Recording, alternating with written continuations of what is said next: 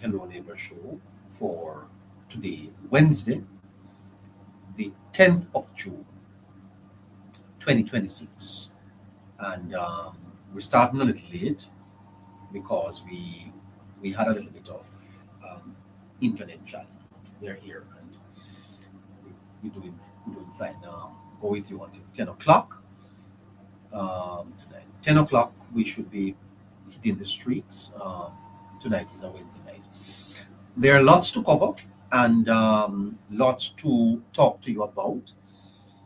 The show is starting a little late, so we're gonna have to make sure that we cover all the bases as quickly as possible. Please stop and share. Tell your friends that we are here. We're starting late, but we are on. Um, the cost of chaos is on our mind. We're going to be doing a little bit on that.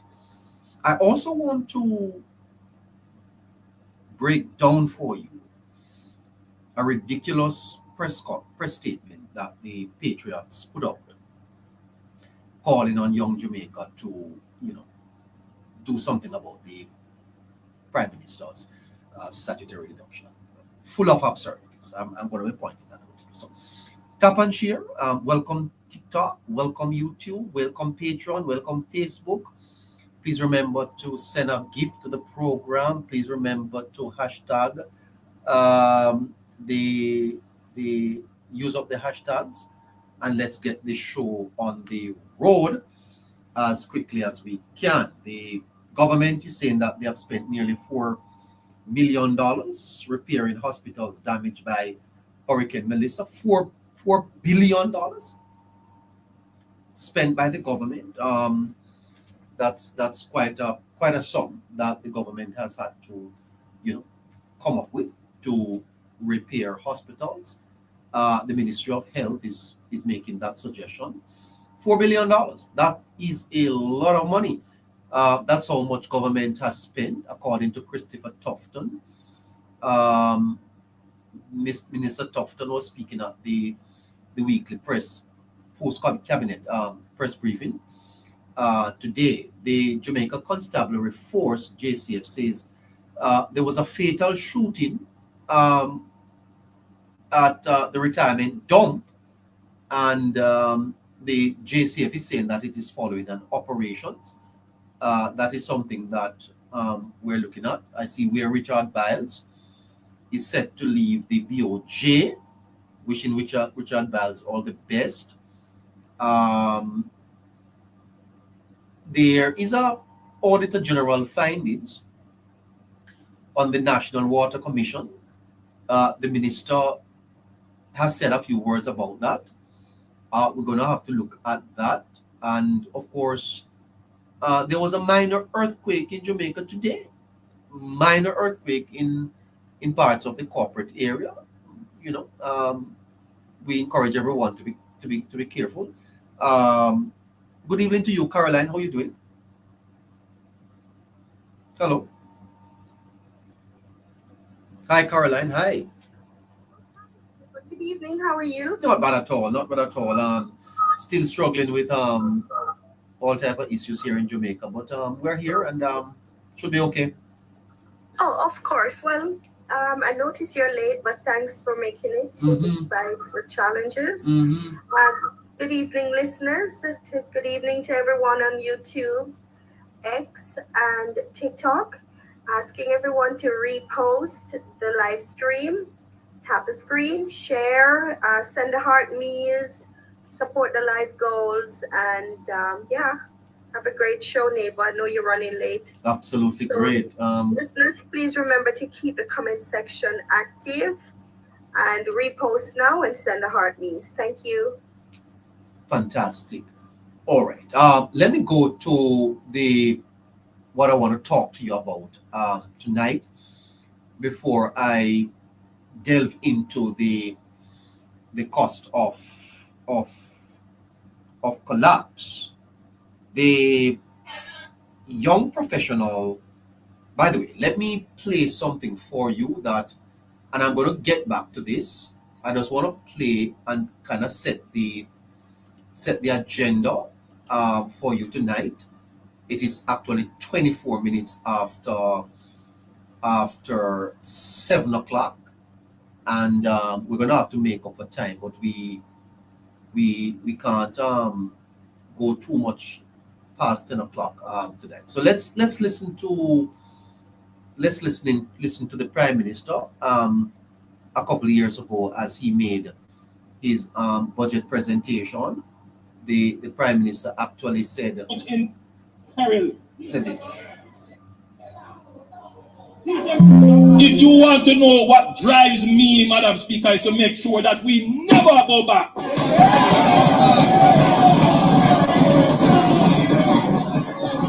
So the Prime Minister, they're saying that he's driven because we mustn't go back. Is that how you feel, guys? Is that how you feel too? Do you want to go back? Do you really want to go back? The Prime Minister says he's driven. Good night, Pampadu. One, he's driven because he doesn't want to go back, and that drives him. Listen a little bit more.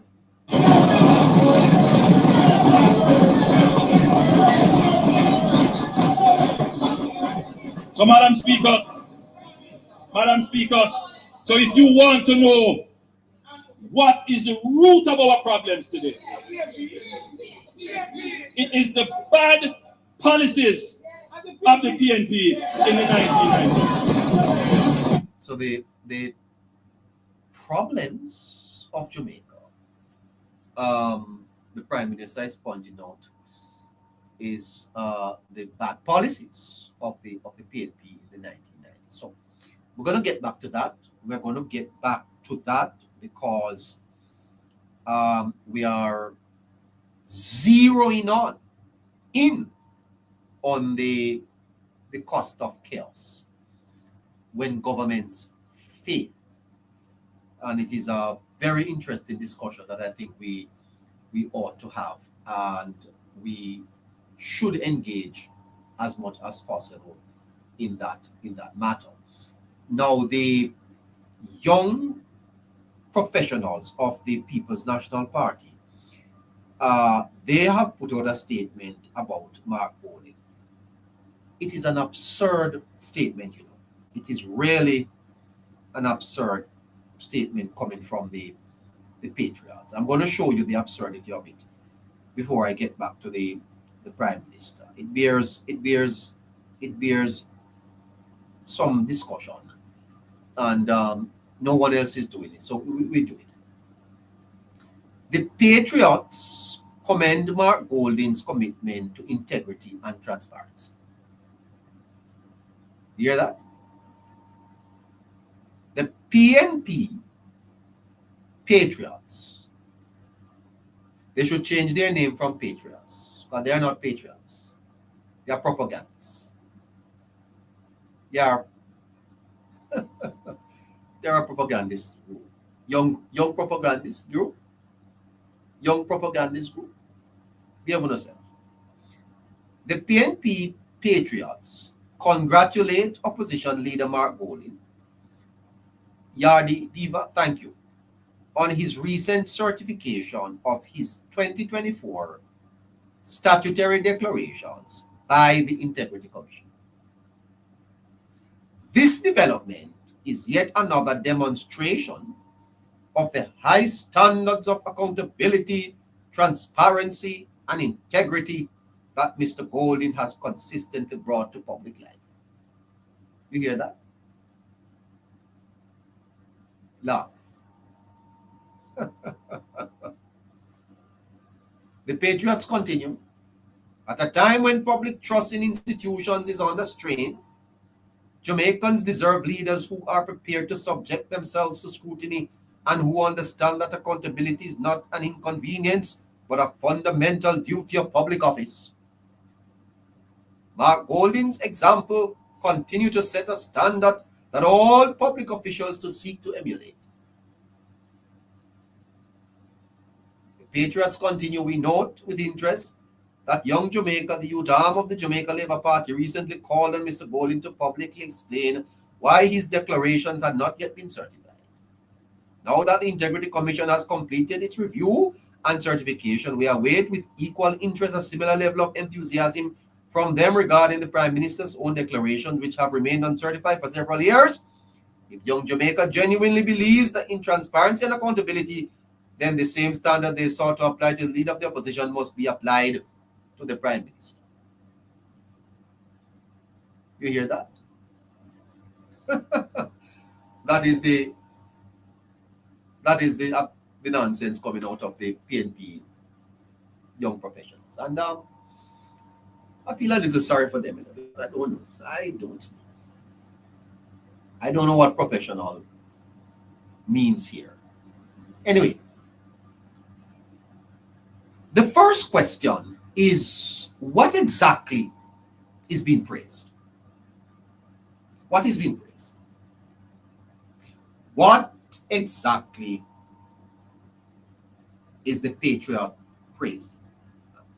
Is there any member of the Patriot listening to me that could help me, please? Any member from the PNP listening that could come up here and help me to understand the statement? I'll be prepared to discuss it. What exactly is being praised? What?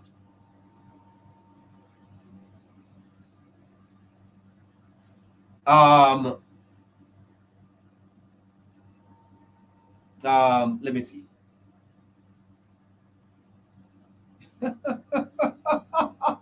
I don't know. Somebody's in the chat there saying something about transfer. Please, you have to make me understand. What is the Patriot praising Mark Golding for? That's the first question. And if you say you are professionals, you are young professionals, then you ought to have some intelligence, some sense, and stop talk nonsense. Patriots, stop talk nonsense.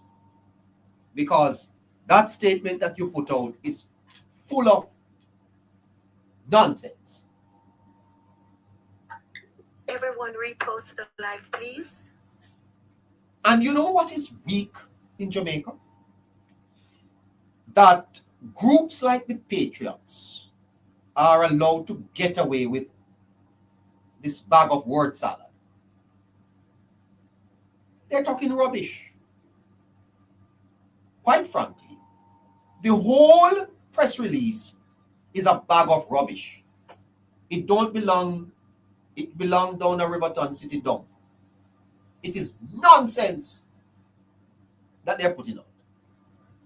And anybody write that, I don't know if them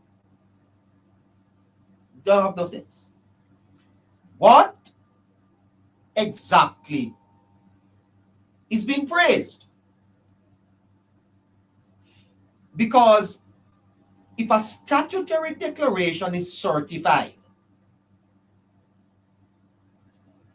that means that the public official has complied with a legal requirement and the relevant authority has completed its review satisfactorily.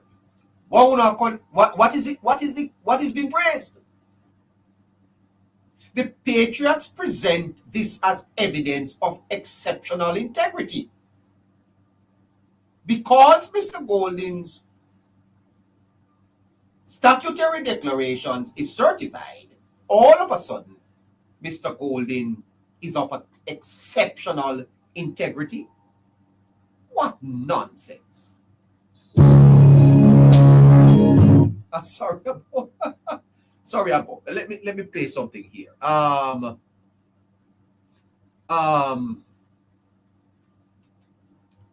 wonder if them, see if you can find one of them for me there, mother. I wonder if one of them could come up here and just help me out here. Listen to this. Listen to this. According to the Contractor General's report, benefited from a sweetheart deal that was irregular. You benefited off the backs of the Jamaican people. Well, that's the man. That's the man that the Patriots is praising for exceptional integrity.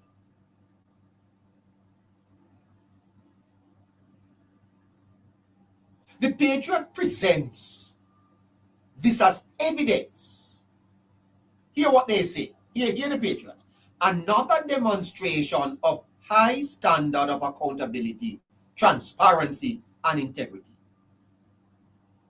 And what the Patriots don't understand, they don't understand, is that there is a difference between doing what the law requires and going beyond what the law requires.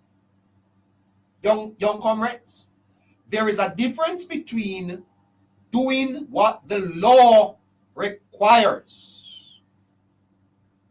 What Golding did was what the law requires. That's not exceptional integrity. When you do what the law requires, that is not a demonstration of high standard of accountability, transparency, and integrity. That's rubbish.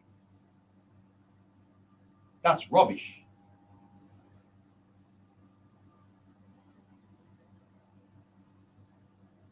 There is a difference between doing what the law requires and going beyond what the law requires.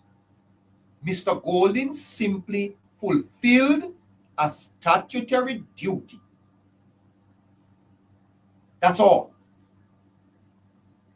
And that is not any sign of integrity.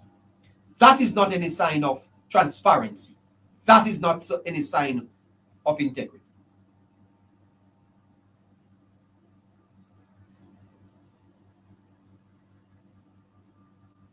Because by any logic, every public official whose declaration is certified should receive the same public commendation. Has the Patriot commended the other public officials whose declarations have been certified? And there are hundreds of them. You think it's Mark Golding alone has certified declarations? There are hundreds of public officials. So the question then becomes, is certification being treated as proof of exceptional character?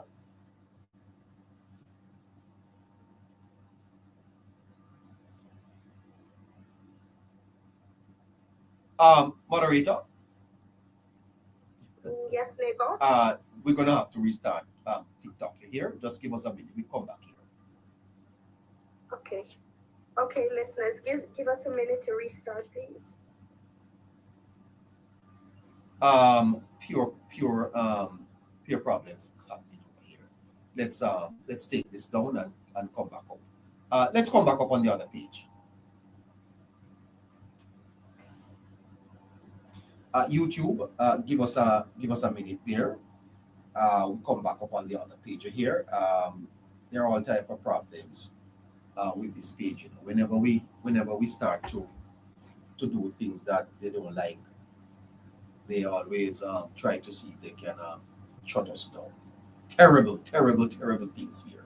Anyway, we have to continue doing what we do, because it is in doing what we do that we help to frame the conversation, and of course the conversation matters right here on the Politics Plus podcast.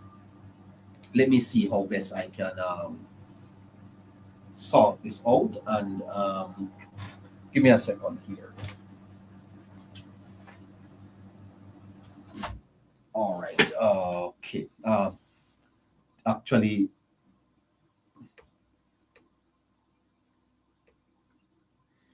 ten minutes to 8 o'clock. 10 minutes to 8 o'clock. Oh boy, I tell you. 10 minutes to 8. Okay, so we're back here on TikTok. It is worth, yeah. Okay, so we're back here on TikTok. We are on the backup. Okay, so welcome again, everybody. Welcome to the Hello Neighbor show. Had to restart because the other page got get into a little bit of problem over there. I don't know what is happening, but for what it is worth, we're still live on YouTube, and we continue the conversation. I was saying earlier that the celebration of compliance is absurd. There's nothing to celebrate. You know, the Patriots want to play politics, they play politics. We can't stop them from celebrating their leader. We can't stop them from praising Mark Golding. But we want to point out the absurdity of that. And I think we should do it. When you do what the law requires, that's not, you don't celebrate that. It's almost like you stop at the stoplight. You don't celebrate that. You do what the law requires. You know, they confuse virtue with outcome. They confuse outcome with virtue. You know, a certified declaration means the process reached a satisfactory conclusion. You know, it does not automatically prove superior honesty.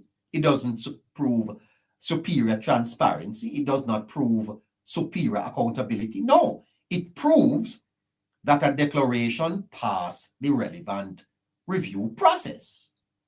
The Patriots appear to be transforming an administrative outcome into a moral judgment, and that's a leap. You know, certified declaration, therefore exemplary integrity. That conclusion does not follow. It doesn't follow. Doesn't follow at all, Patriots. Come good. Not only that, but you see, the statement creates a double standard, because the most interesting contradiction emerges from this, that the Patriots congratulate Mr. Golding because his certification has been completed. Then they criticize the Prime Minister because his certification remains incomplete. It's a double standard. But if the Prime Minister has already submitted his declaration, then the certification process is no longer entirely under his control. So what is the Patriots saying? At that point, the relevant question becomes, has he filed? Tick the answer, yes. Has the Integrity Commission completed its review? You must answer that, not the Prime Minister. Are there any outstanding queries? That's not a question for the Prime Minister either. Because if filing has occurred, certification timing depends substantially on the Integrity Commission. Because what the public servant or the civil servant is required to do under law is to file. Isn't that true, my friend Ingram? Isn't that true? That what the public servant, politician is to do under the law is to file. Now, you can't commend someone for obeying the law. Can you? Do you say someone is of exceptional integrity because they don't break the stop sign? You know, sister, that is nonsense. If filing has occurred, then certification timing depends substantially on the Integrity Commission. Therefore, the Patriots appear to be attributing responsibility for the commission to the Prime Minister. And that is dishonest. Right? That is a logical weakness in their argument. It's a dishonest press statement. Now, the Patriots go on to say that Young Jamaica should ask the Prime Minister some questions. And that's the weakest argument the Patriots have put out. That is the weakest part of their argument. And I tell you why. The Patriots say Young Jamaica should demand answers of the Prime Minister. But what exactly are they demanding? What is Young Jamaica to ask of the Prime Minister? Come on, man. You know, say, you know, young professionals, help. My God. What a disappointment, man. I don't understand. Yes? Come on, man. You say you are young professionals, at least help the people, no, man. Help the people, no. I mean, at least help the comrades. I know my friend Ingram is not a dunce. He's a very smart man. I'm not talking about you, my brother Ingram. I'm talking about the others. And you know it's true I'm talking about. It's a weak argument. What exactly are they demanding? If the allegation is why hasn't the Prime Minister filed, then demanding answers from him makes sense. Huh? But if the man has already filed and the certification process is underway, then unresolved issues is largely between the Integrity Commission, the review process, and any administrative questions that are to be considered. Young Jamaica cannot certify the declarations.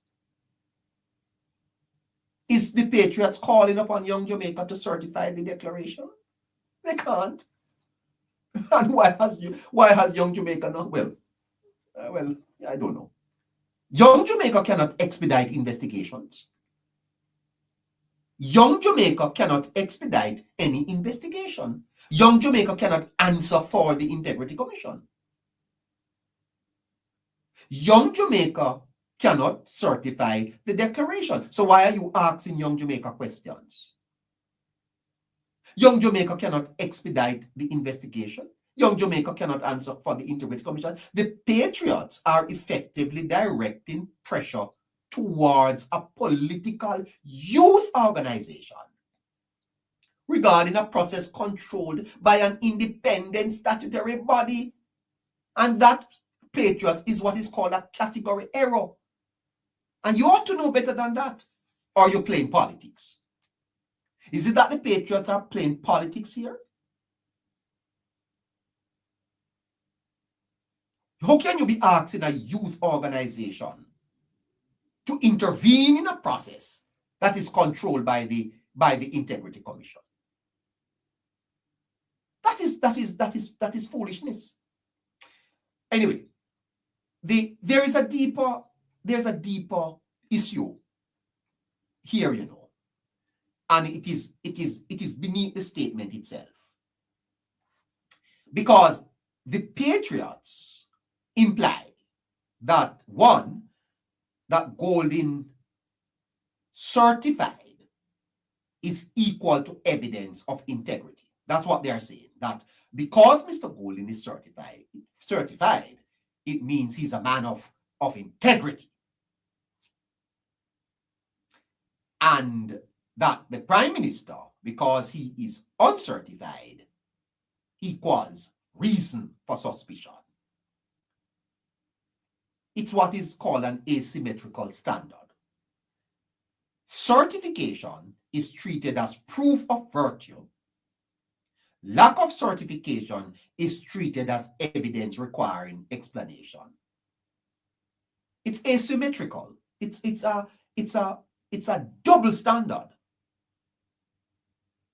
Because logically, there are several possible explanations for delay. One, there could be an administrative backlog. There could be an ongoing review. In the case of the Prime Minister, the matter is before the court. There is the whole matter of clarification requests, the procedural timing unresolved technical issues, without evidence, moving from not yet certified to must explain himself. That's a risk. Implying wrongdoing without establishing wrongdoing. It's a flawed argument. And so, quite frankly, the statement is more political than principled. It's not a principled statement by the Patriots. It's a political statement. And may as well them just come out and say so. That is politics. They're playing politics, and they are okay to do that, you know. If the Patriots want to play politics, then they play politics, but don't come try and put forward a position like it is principled. It is not. A genuine principled position would be every public official should file on time, cooperate fully with the Integrity Commission, and make themselves available for scrutiny regardless of party affiliation. Asking everyone to tap the screen, share the live, repost the live, and to send a heartbeat. Instead, thank you, Caroline, what the Patriots did was praise Mr. Golding, convert certification into evidence of superior integrity, contrast him with the Prime Minister, pressure the Jamaica Labour Party youth arm, and create an impression that the Prime Minister's status requires special explanation. This makes the statement look less like a defense of accountability and more like a political messaging exercise. That's all my good friends over there at the Patriots are doing. Is playing politics. One thing more, because the strongest criticism of the Patriots is that they are celebrating compliance as virtue and treating administrative timing as evidence of moral difference. That's dishonest. In other words, Golding is praised for doing what the law requires. The Prime Minister is implicitly questioned for a process that may no longer be entirely within his control. As a matter of fact, it's not within his control. They praise Golding, but then they criticize the Prime Minister for something that the Prime Minister have no control over. What a set of hypocrite them, man. Young Jamaica is then challenged to explain or pressure something that an independent commission ultimately. Are they suggesting that Young Jamaica must go down to the Integrity Commission and demand the Integrity Commission to certify the Prime Minister? It's a logical imbalance, because if certification proves integrity, then every certified public official deserves the same praise. Praise all of them. And if non-certification implies suspicion, then one must first establish that the delay is attributable to the official rather than the reviewing party. Without that distinction, the argument appears like a defense of transparency more than partisan opportunism, wrapped in the language of accountability. Shame on the Patriots. You would expect that a young professional group would have come out with a more balanced statement rather than a piece of political, don't even know what to call it. Shame on them. Anyway, let's move on. As we welcome you all to the Hello Neighbor show. Glad you're here with us on TikTok. Thank you for the roses. It's not a professional group. Okay, to my knowledge, I see is playing politics. HR guru is not a professional group. I thought that when you talked about professional group, you were talking about young people with that had hope. What are they celebrating? What are the patriots celebrating? What is being praised? Rubbish. All right, let's move on here. It's 6 minutes after 8 o'clock, and the cost of collapse. The cost of collapse. Let me play for you the Prime Minister in Parliament as he makes a point that is worth making. But before I go there, I'm going to say something to you. What makes the opposition PNP very unattractive today, in my view, is that the PNP is pretending like they're clean, and they're not clean. Comrades, you're not clean. And the PNP is hypocritical. And I have said on this program that Jamaica is not fixed. As a matter of fact, there are some things that you can look at, to know if a country is on the right track. As a matter of fact, there are 5 things that you can use to measure it. Five. One is prosperity. Is the country prospering? In other words, is prosperity on the rise? 2, is there peace in the country? If you want to judge the success of a government, you look at prosperity. In other words, improvements in the standard of living. Poverty. Is poverty on the decline? And then you ask, is there peace in the society? Or is there relative peace? Not the absence of war, but an environment that is going towards peace. And then you ask, do institutions perform? And then you ask, is there pride? And are we prepared? So you use the 5 P's, which is prosperity, peace, performance of institution, pride, and preparedness. And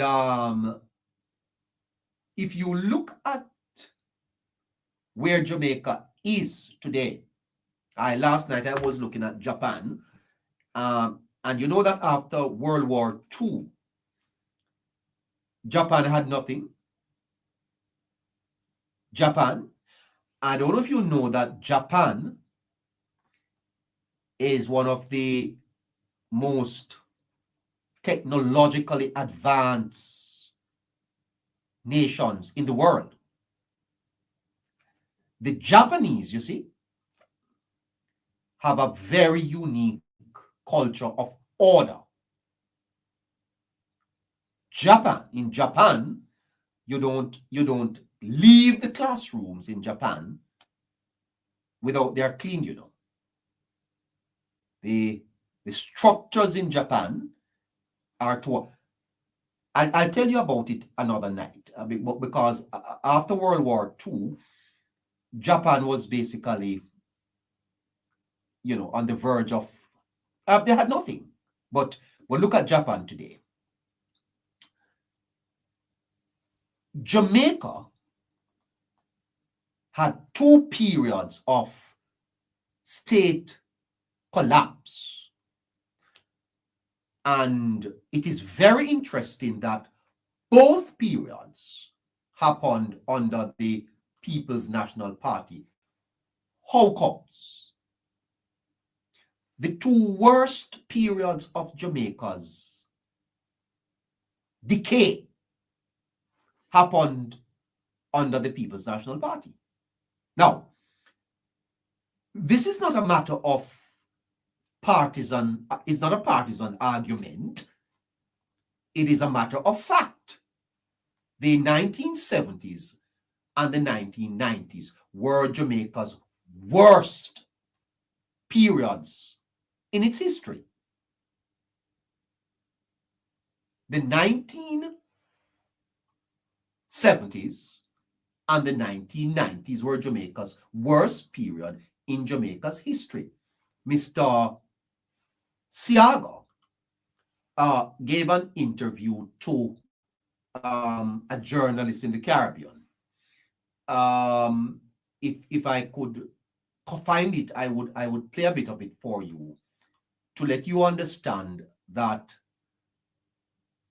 it appears as if JLP leaders have always thought about the country's development, while PNP leaders have thought about their countries, their party. It is a fascinating thing to of the members of the listen to Mr. Siaga for a couple of minutes. English House of Lords. Are you satisfied with the pace of Caribbean integration? Yeah, we're trying to see if we can. As the machinery and the system that rules.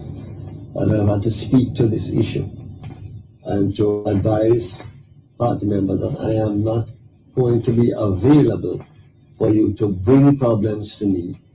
Hold on. In the Caribbean, we enjoy far better states already, far better condition in their systems of education. The results show that. I mean, we have appalling situations where children graduate, 50% of the children graduating from primary school cannot read and write. Hold on, I don't know if you heard that. 50%, 50, of the children that were graduating from primary schools could not read and write. 50%. And you know, Mr. Siaga brought statistics to show it. The tape is a little fuzzy. Dr. David Hines conducted this interview with Mr. Siaga. And Mr. Siaga was showing the state that Jamaica was in. 50% of the children that were graduating from primary schools could not read nor write. 50%.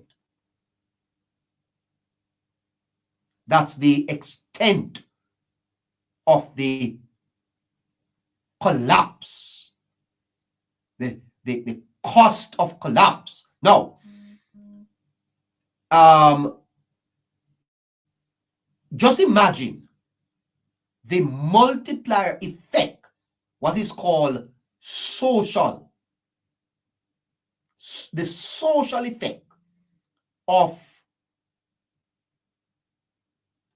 a cohort of students at age 12, and 50% of them can't read and write. So when they go to first form at the high school, they're illiterate. I wonder if we can clear up a little bit of this with Mr. Siaga. Listen again. The state of our educational system. Again, I refer to the other islands in the Caribbean. We enjoy far better states already, far better condition in their systems of education. The results show that. I mean, we have appalling situations where children graduate, 50% of the children graduating from primary school cannot read and write. Only 20% of the population are fluently literate. Only 20%. of the population was fluently literate. I wonder if you're understanding. Under the People's National Party, only 20% of Jamaica was fluently literate. 80% were dysfunctional. Dysfunctional. Jamaica was in a bad state, you know, ladies and gentlemen. No PNP, no PNP. For God's sake, PNP. Top. Is it? Jamaica, stop! Jamaica, stop, man! Stop. Let us discuss our problem, because if we don't discuss this problem, you know, then we risk going back. And that's what the Prime Minister said is keeping him up at night. Listen to the Prime Minister. Prime Minister saying can't get no sleep at night time. Listen. If you want to know what drives me, Madam Speaker, is to make sure that we never go back. Prime Minister said he's driven never to go back to what? To a time when only 20% of Jamaica could, you know, read and write properly. Boy, I tell you something. What a mess. What a mess the country was in. A little more of Eddie. Fluently literate. Another 30% are functionally literate. Now, a society can be built on that. Yeah, so out of the 100%, 20% are fluent, 30 is functional, and 50 is illiterate. How you feel build a country when 50% of your population is illiterate? And those persons are alive today and are part of the workforce. That's the cost of collapse. And you all blame Mr. Holness. You all come out online blaming Mr. Holness. You all come out online on your lives, in your WhatsApp groups, come and blame Andrew Holness. Andrew Holness is doing two jobs at the same time. He's building and he is repairing. And that's not easy. The cost of collapse is being repaired, and while you are repairing it, you have to still live in it. When governments fail, at 50 years, the multilateral groups are saying it will take 50 years to recover. 50.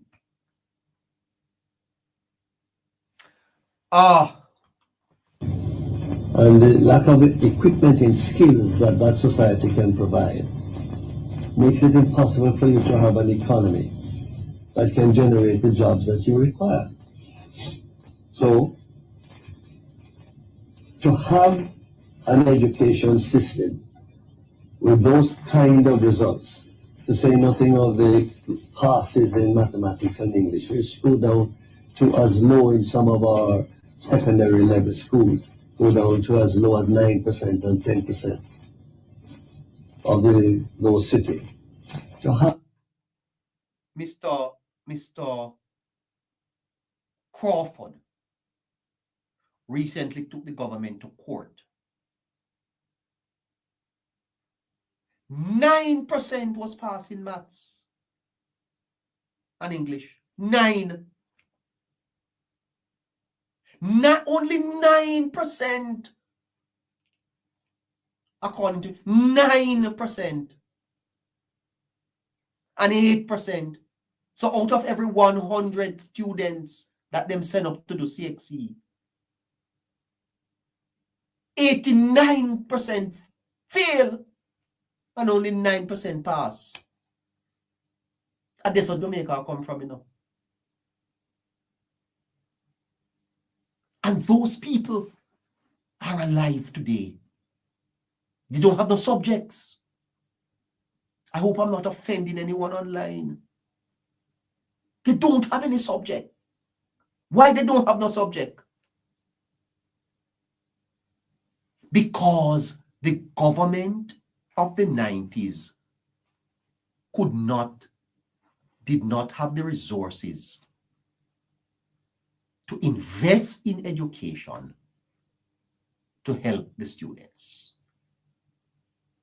That's a failure of the state.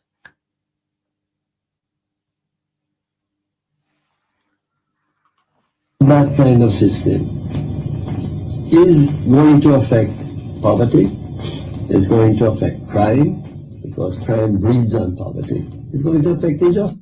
Going to affect crime, going to affect poverty, because poverty affects crime and crime affects poverty, vice versa. The tape is a little foggy, but listen up. Because the hardships and the tensions that arise out of poverty and crime create injustice. And I don't mean this in the absolute sense, because there are other things that create injustice too. But the base of the entire revival of the Jamaican economy, or putting it another way, as we enter 21st century, we should be looking at a new century and a new millennium that is full of hope. Instead of that, we're carrying the baggage of the last century, the last decade or decades. So Mr. Siaga was saying that there was no hope. There was no hope. That Jamaicans had lost hope. They were strapped with the baggage that they had to be carrying on them.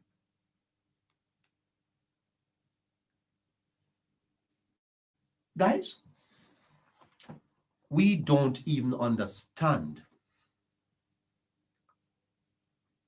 the type of leadership that we have today. We better appreciate where we are, Jamaica. Let us appreciate where we are. And if we don't remember our history, we are condemned to repeat it. We are coming from a place where only 20% of Jamaicans were functionally literate. We're performing at a high level of literacy. More than half the population illiterate. No hope, no skills, can't get no work. High crime, high poverty, and the society is rotting. Rotting.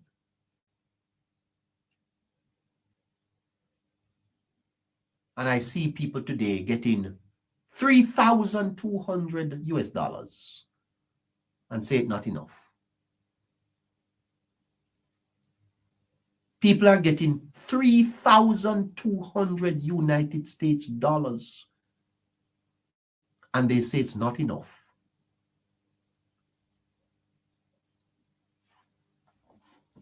Asking everyone to repost the live, please, send the heartbeats and tap and share and keep the comment section active. It's not enough. Because guess what? They don't know where they're coming from. Oh, last millennium into this one. We're carrying the ignorance, we're carrying the injustice, we're carrying the poverty, we're carrying the lack of economic buoyancy, etc. We should have had those behind us. And would have, had it not been for this decade of growth, followed by a decade of negative growth, and so on, in which we have stood still for 40 years. To the extent that we are now in a new century, we now have to make a determined effort to get rid of it. And the proposal that I put here is that we must raise the level of expenditure in education to the level that is spent by other countries. It's about 18% of the... No, it's 10%. Okay. 10%. But that contradicts the government who says it's 18%. No, there's no such thing as an 18%. Let me ask you a question. Although the tape is a little fuzzy, but have you heard Mr. Golden with this type of analysis, this type of proposal, planning? This is Mr. Siaga, as an opposition leader, speaking about Jamaica's problems, putting solutions on the table, showing us the problems and mapping a way forward. Have you heard any such thing from Mr. Golden? Let's move from Mr. Siaga and go over to the present Prime Minister and listen how he describes the past. He's a Siaga protege. Listen. In peril. If you want to know what drives me, Madam Speaker, is to make sure that we never go back. So the Prime Minister says he's driven to make sure we never go back. Well, that's great. That's really great. And I like that. Listen in.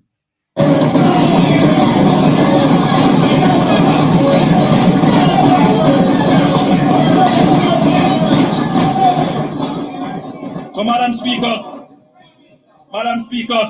so if you want to know what is the root of our problems today, it is the bad policies of the PNP in the 1990s.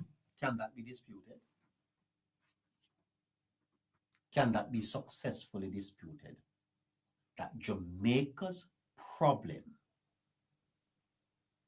today is the bad policies of the People's National Party. And you know what is very, very sad? You know what is very, very sad? That the PNP broke it and are now refusing to help to fix it. Think about it.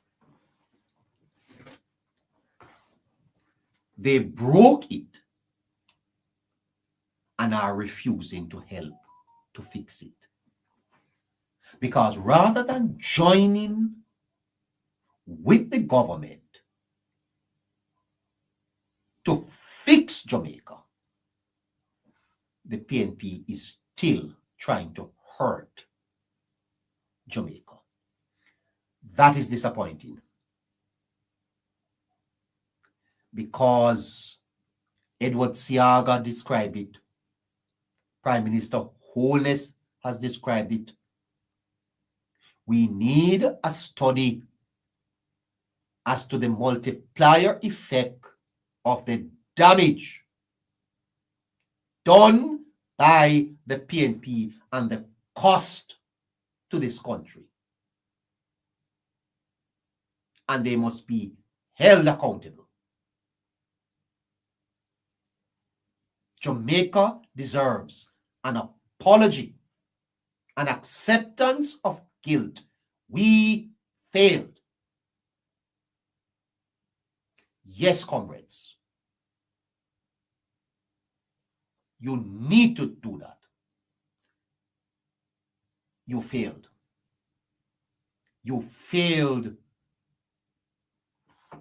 to manage the country properly. Your policies have set back Jamaica. That's just truth. The policies of the People's National Party have set back Jamaica. And Today, you're voting no against NARA, and you are being obstructionists in the parliament. That's hurting Jamaica. So you mash up Jamaica, and now Jamaica is trying to rebuild itself, and rather than being supportive of the rebuilding, you are opposing it.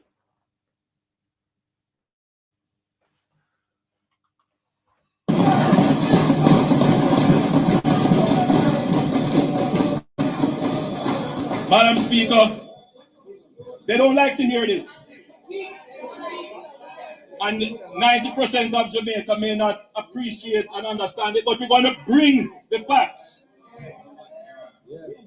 Jamaica faced 2 major periods of debt distress. The first, from the 1970s to the late 1980s. And this was driven by 2 global oil price shocks, a failed experiment with democratic socialism, a global recession that slashed bauxite revenues, and hurricanes Allen and Gilbert in 1980 and 1988, respectively. The second period of debt distress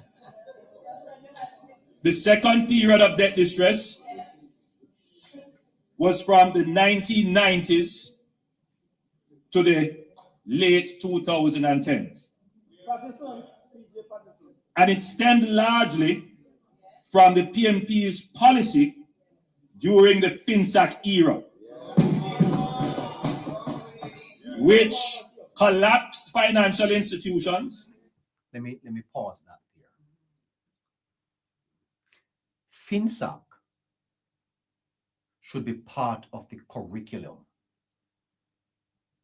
We are to teach FinSAC in schools, not for political reasons.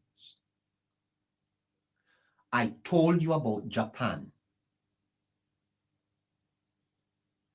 and the state Japan was in after World War II. I'll get back to that.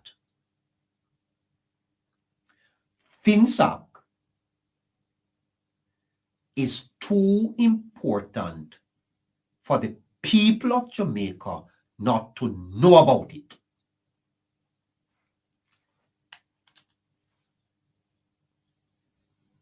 And this government must take some responsibility for it.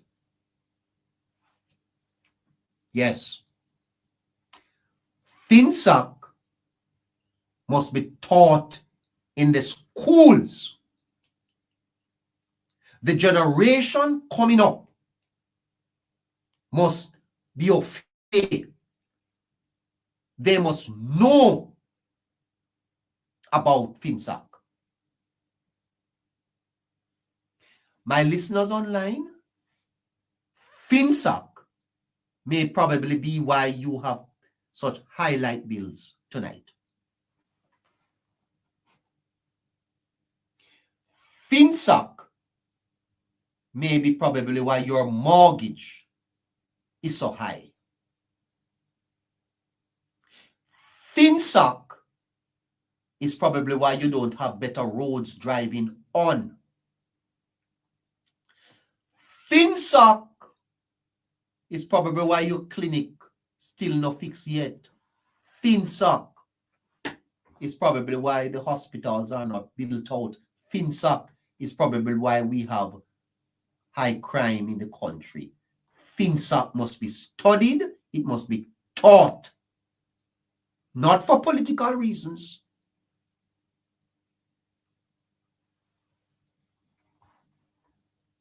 Joke we make in the country, a joke we make. I'm going to reference Japan, coming back to it, and tell you about how serious democracies position themselves after collapse. This country, Jamaica, collapsed. We were the second most indebted country in the world You know how much country in the world? And little Jamaica was the second worst. Good God Almighty. You know, there were people, you talk to all people in Jamaica. There were people who will tell you that when the Union Jack came down at the National Stadium, some people bawled. And there were people who were wondering, could the Britain take back Jamaica?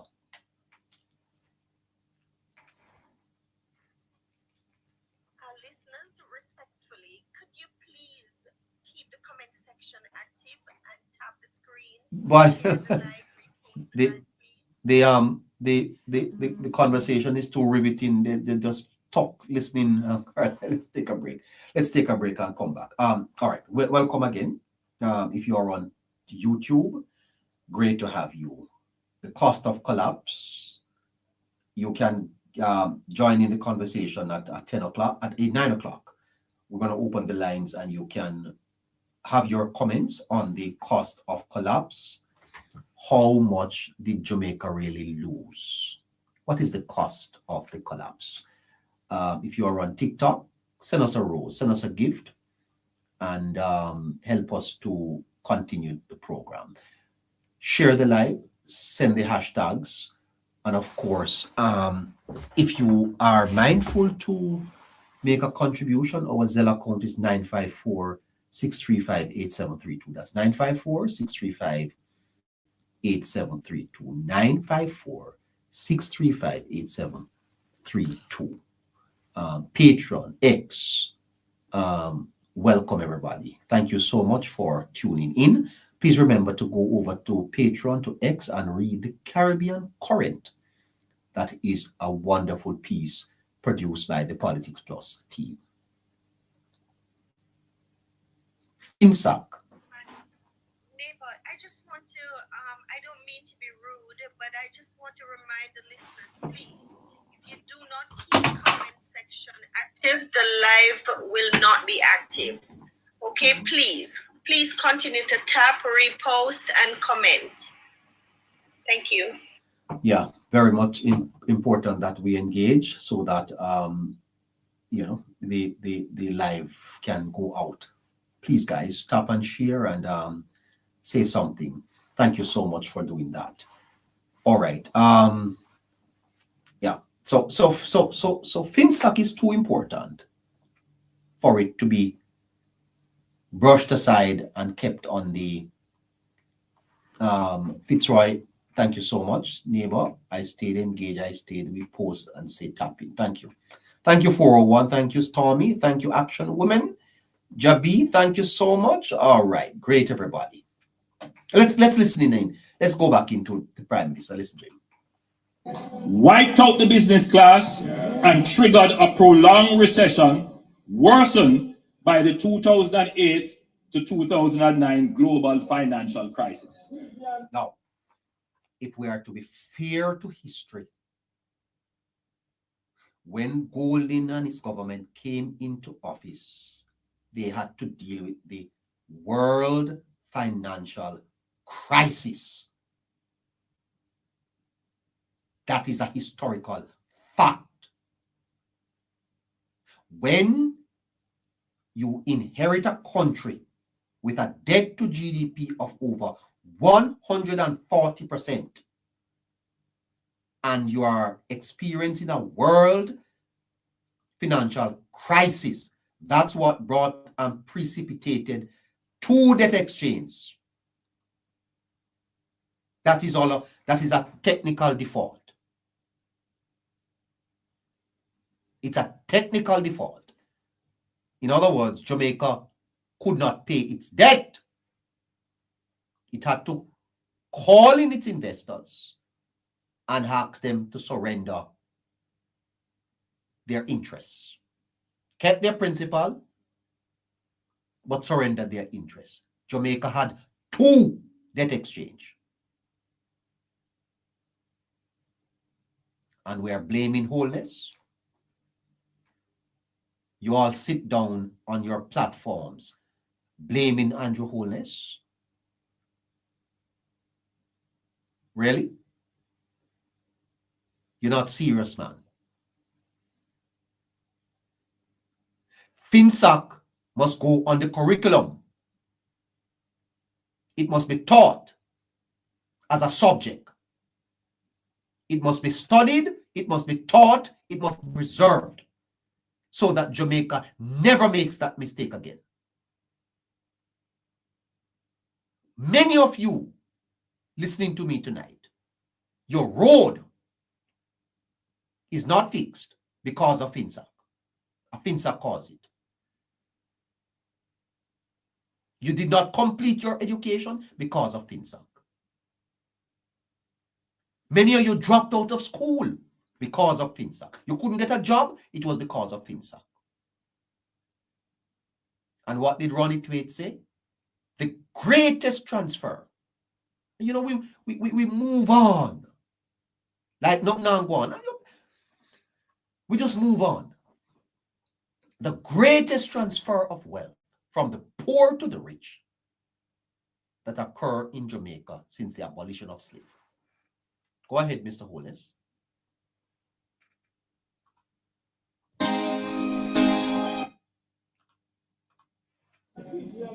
In the mid-1990s, Jamaica faced a financial sector crisis, which resulted in the collapse of a number of financial institutions.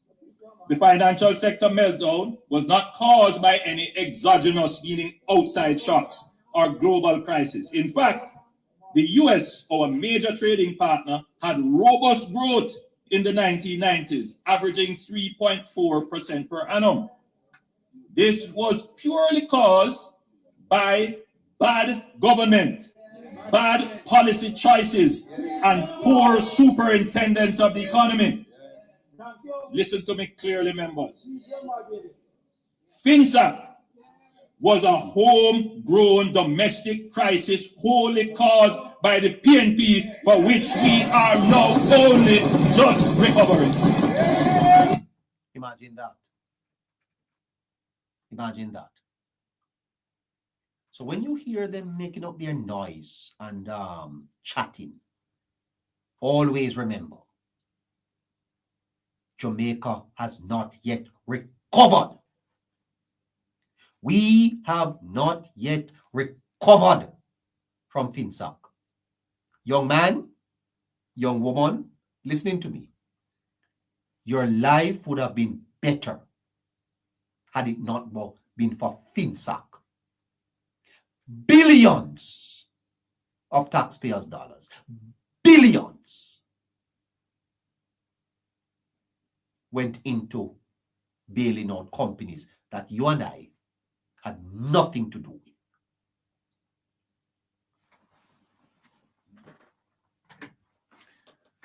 You know, I think that someone who should be charged for this.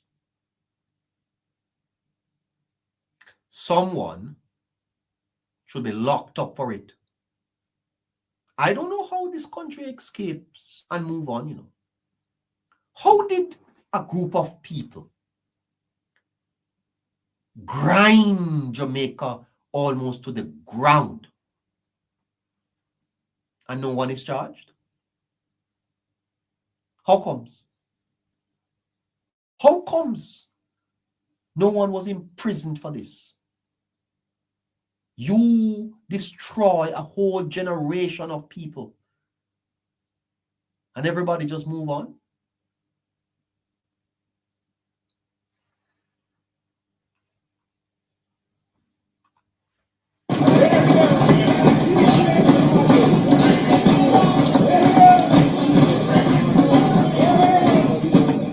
Our debt to GDP prior to the advent of the FinSAC crisis was 72%.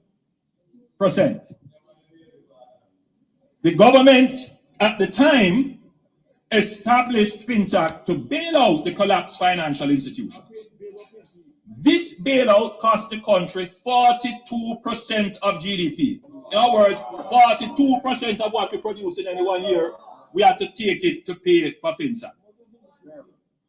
By way of comparison, the US government's bailout intervention during the global financial crisis of 2008-2009 was only 9% of their GDP. So you see the magnitude of the scale of FinSAC relative to the size of our economy. Within 6 years after the establishment of FinSAC, our debt spiraled out of control from 72% of GDP to 130% of GDP, almost doubling. That caused interest costs alone on the debt to consume almost 70% of tax revenues. So just the cost to pay for the debt, the interest. All right. So you hear that? Just the interest to make us debt. Not the principal. The interest was costing the country 70% of its tax revenue. So all the money that Jamaica collect, 70% of it was to pay the interest on the debt. That means the government only have 30% of all the money that the country earned to do everything else. And remember, you not touch the principal yet, you know. You just listen to me now, guys. It's a heartbreak. It is a heartbreak.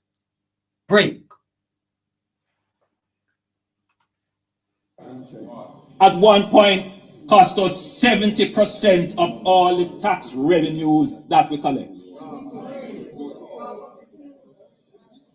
If you add public sector wages to that, and other things that you have to pay for out of tax revenue, then you basically would have no money left. You hear that? Jamaica broke. No money yet left. Not even a pothole Jamaica couldn't fix without borrowing money. Not a single Panadol they could have buy in the hospital.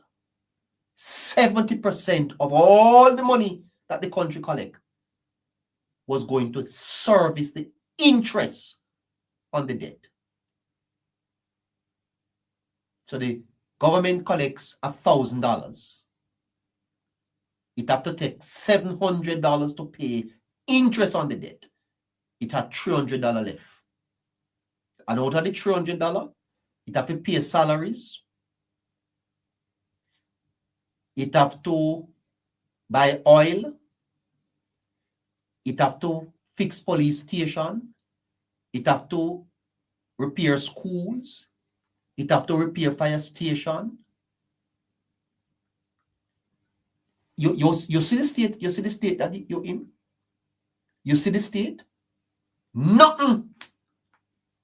And what that caused was a suffering on Jamaicans. Suffering. Not a pothole couldn't fix.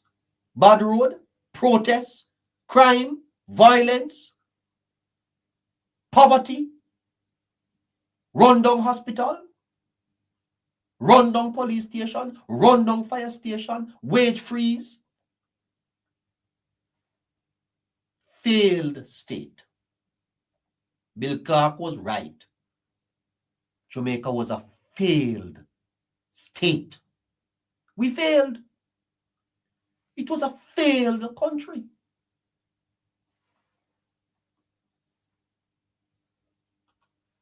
You would have no money left to fix roads, no money left to build schools, no money left to repair clinics, no money left to pay for water.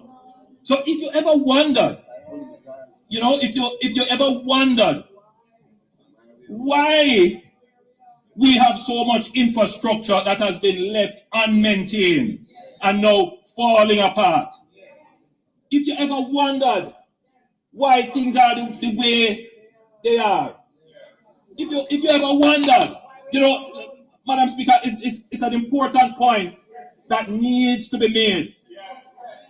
Because the average man listening might, in the back background of the shrill of noise that we hear, this might go way back in their memory. And they see a pothole emerge in a road, and they wonder, why does the government fix that pothole now?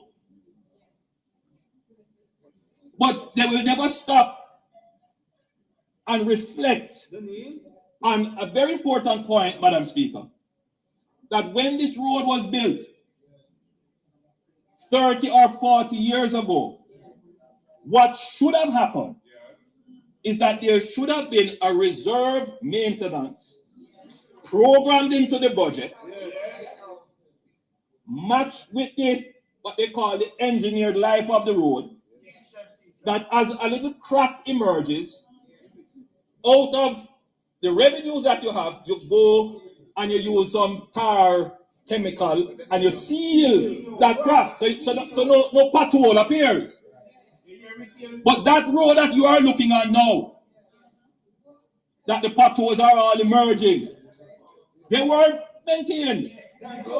And the reason why they couldn't be maintained is because we had to take almost 70% of our tax revenues to pay for the bad policy choices of the PNP during the 1990s and 50s. There you go. Brilliant coming from the Prime Minister. And I think we are failing our people in not helping them to understand the politics. We are failing our people in not helping them to understand the politics. And I'm going to say something here that is going to sound political, but it is the truth. Jamaicans should not vote for the PNP for a while.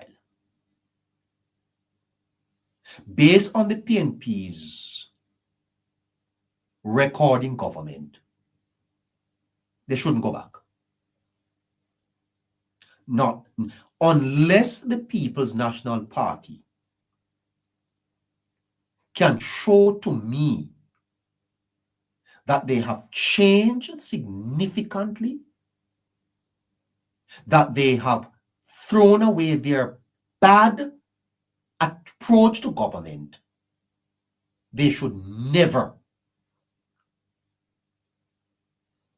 return to the side of government. I'm sorry to say that. I'm sorry. I'm really, really sorry to say that. But it is my firm belief that the People's National Party's management of Jamaica, it has been abysmal. It really has been abysmal. Because when you preside over a state where 70% of your tax revenue is going to pay interest on debt, that's failure. If you hired a man to run your company and that is the state of your company, would you not fire such a man? You just fire that man. And I'm going to show you one of these nights why the PNP kept winning the election. They didn't win any election, you know. The JLP lost them. The PNP didn't win 4 terms, really, you know. That's another story for another night. But it will come out. They didn't win the 4 terms. That's one of the greatest sham. It is one of the greatest political sham on Jamaica. It's one of the greatest wickedness ever happened on Jamaica soil, that the PNP kept winning elections. It's one of the most nastiest piece of corruption that ever happened in Jamaica. I will tell you the truth. Nastiness. Yes. Winning the election. Yes. But They are not all truths that can be said at the same time, because there would be no peace. You understand what I'm saying to you? There would have been no peace. No election they win. No election they win in Jamaica. Then they win no 4 term. It was the greatest democratic injustice that has happened to Jamaica. It was a democracy that was captured. It was a capturing of the democracy, and they call it electoral win. Nothing no go so. That's why you see the struggle today. It's a fierce battle, you know. Battle of the minds. The battle for the minds of Jamaicans. Because I tell you this, when you open people's eyes, if the people's eyes ever get opened,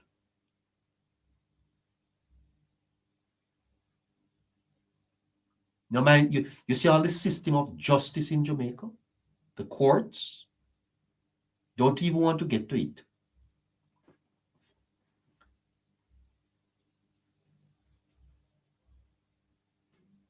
How do you run a country, Kim Scott, when 70% of all your tax money is going to pay interest on debt?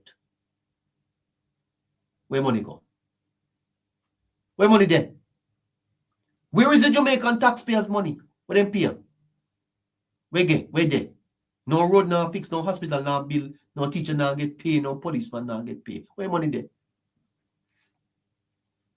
Mr. Twaits tell you, they raped the poor. They raped the poor. The introduction of institutionalized slavery, reintroduced in the 90s. And today Jamaica is breaking free from enslavement. It's taking some time, but it is happening. There is liberation happening in Jamaica. Political liberation.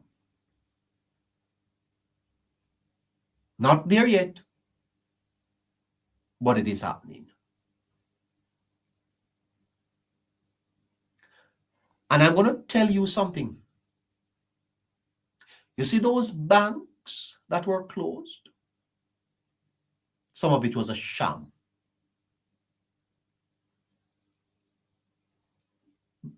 The banks, some of them banks, nothing wrong with them. But that's another story too.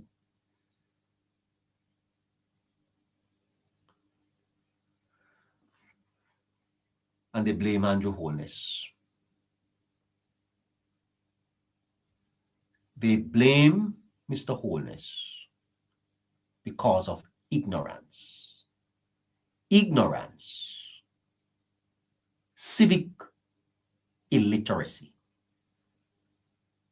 And a civic illiterate nation does not know good government. Jamaicans not used to good government. Jamaican used to crumbs. Crumbs. And now that they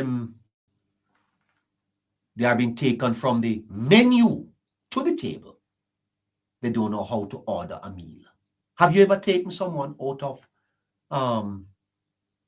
the country? Well, no disrespect to country people, but you ever take somebody into the light and you take them into a nice restaurant and you put knife and fork in front of them and you're going to give them a 5-course meal and all that. They don't know how to use it. They don't know. You put a menu before them. You know, what if we do with this? What if we do with this? Give me. You're going to 5-star restaurant. Yeah, can't get two dumpling and some mackerel. Right? No want. You know, serve that here, Virgin. You know, serve that here. that you used to. $3,200, and it's not enough. It's a problem.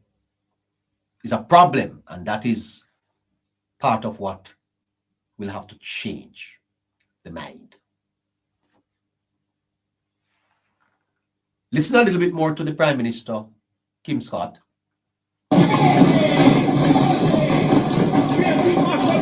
I want Jamaicans to understand that lack of maintenance accumulates. Lack of let me tell you something. One of the greatest propaganda in Jamaica is the PNP talking about the Cornwall Regional Hospital. I know somebody will work at Cornwall Regional. You know, the Jamaica Labour Party needs some fighters, you know, to shut up the PNP them. And a Labour Party, responsible for the Cornwall Regional Day. Shut up on the rubbish. I did Labour Party need to be strong on this point here, and Dr. Tufton. And when the Cornwall Regional Hospital is reopened, you shall see. I have somebody that works there, and I have visited the Cornwall Regional Hospital myself. I've gone into several sections of the Cornwall Regional Hospital. There's a relative of mine that works at Cornwall Regional. Cornwall Regional is in the state that it was because of the poor maintenance of the people, and they never have no money. Shut it down, them run where they come with them and make them turn on you an idiot. Not go so. And they're making it look. You know what I see the PNP flip? One thing I can tell you is that they're very good at propaganda and PR. They are good at it. They are very good at it. But they're only good at it to people of their own lives, not to me, because I know their evil deeds. Cornwall Regional Hospital is virtually being rebuilt by the Jamaica Labour Party. It is one of the greatest piece of scandal on the PNP side. And the PNP is now trying to flip it on Dr. Tufton. Dr. Tufton has rescued the health sector. Dr. Christopher Tufton. And I have my problems with Dr. Tufton. I do. But that's beside the point. Dr. Christopher Tufton is one of the greatest health ministers Jamaica has ever seen. As a marketer, he has done a let me tell you this. This conversation will take all night to have. There is no sector in Jamaica that was not crushed and hurt. None. No sector. Christopher Tufton has cleaned up health in Jamaica and has brought pride to the health sectors. The Ministry of Health was a failure under the People's National Party. A failure. You want to go to the clinic, them go smell all them smell bad. You want to go to somebody, oh my God, I remember going down to the Mandeville Public Hospital. It was a disgrace. I remember going over Spanish Town. It was a disgrace, guys. Listen to me. When they used to store the bodies, I have somebody in my church that used to be in charge of the maternity ward at Spanish Town. 3 and 4 people were on one bed. 3 women. People die in childbirth. die because of the condition. Talk about people on the floor. Yes. Look at what is happening in health in Jamaica. It is being transformed bit by bit, little by little. Remember, they have to be building while they are repairing. It's not only repairing that they are doing, they are pushing the boat forward, and they have to bail out water. They have to patch the leak while they might push the boat forward. Let's finish listening to the Prime Minister. On infrastructure amounts to what is called disinvestment. So you can build a hospital, you know, but if you don't maintain a schedule of maintenance, the value of that hospital declines, depreciates. So today, when you look at the hospital and say, why this government don't do something about it? Even if this government were to take all the money it has now, it couldn't today immediately halt and stop the deterioration. I think the public must understand this. No, they don't. They don't. They don't understand it because they don't want to understand it. It's not because they don't understand it. Some of them can't understand it, and some of them don't want to understand it. Because you know why? They are tribalists. But I am not speaking to tribalists, like some of them I see trying to get my attention in the chat. I'm bringing information to Jamaicans who are interested in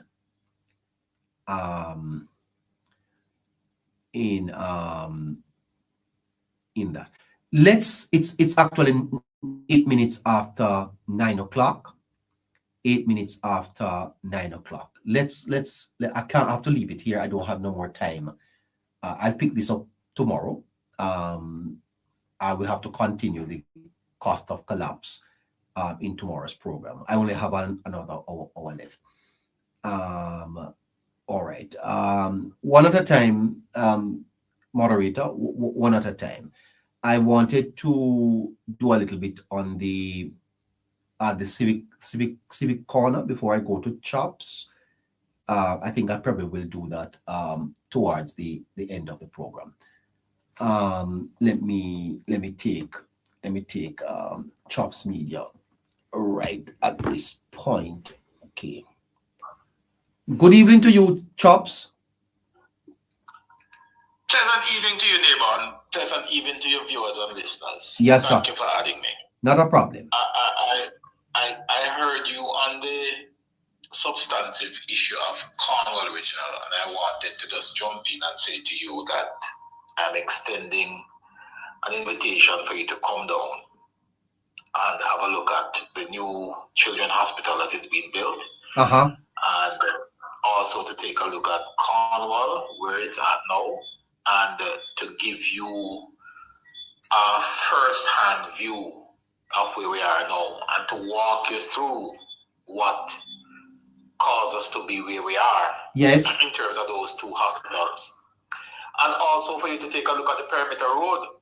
Yes. To see where we are as it relates to the perimeter road. Because one of the things that we have extended to persons on social media, and especially those who are part of the propaganda machine, and I've invited all the comrades to come down and look. All of those you see on social media making up all kinds of stories.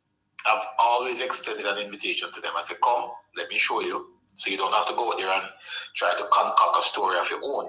Yes. Come and have a look at it.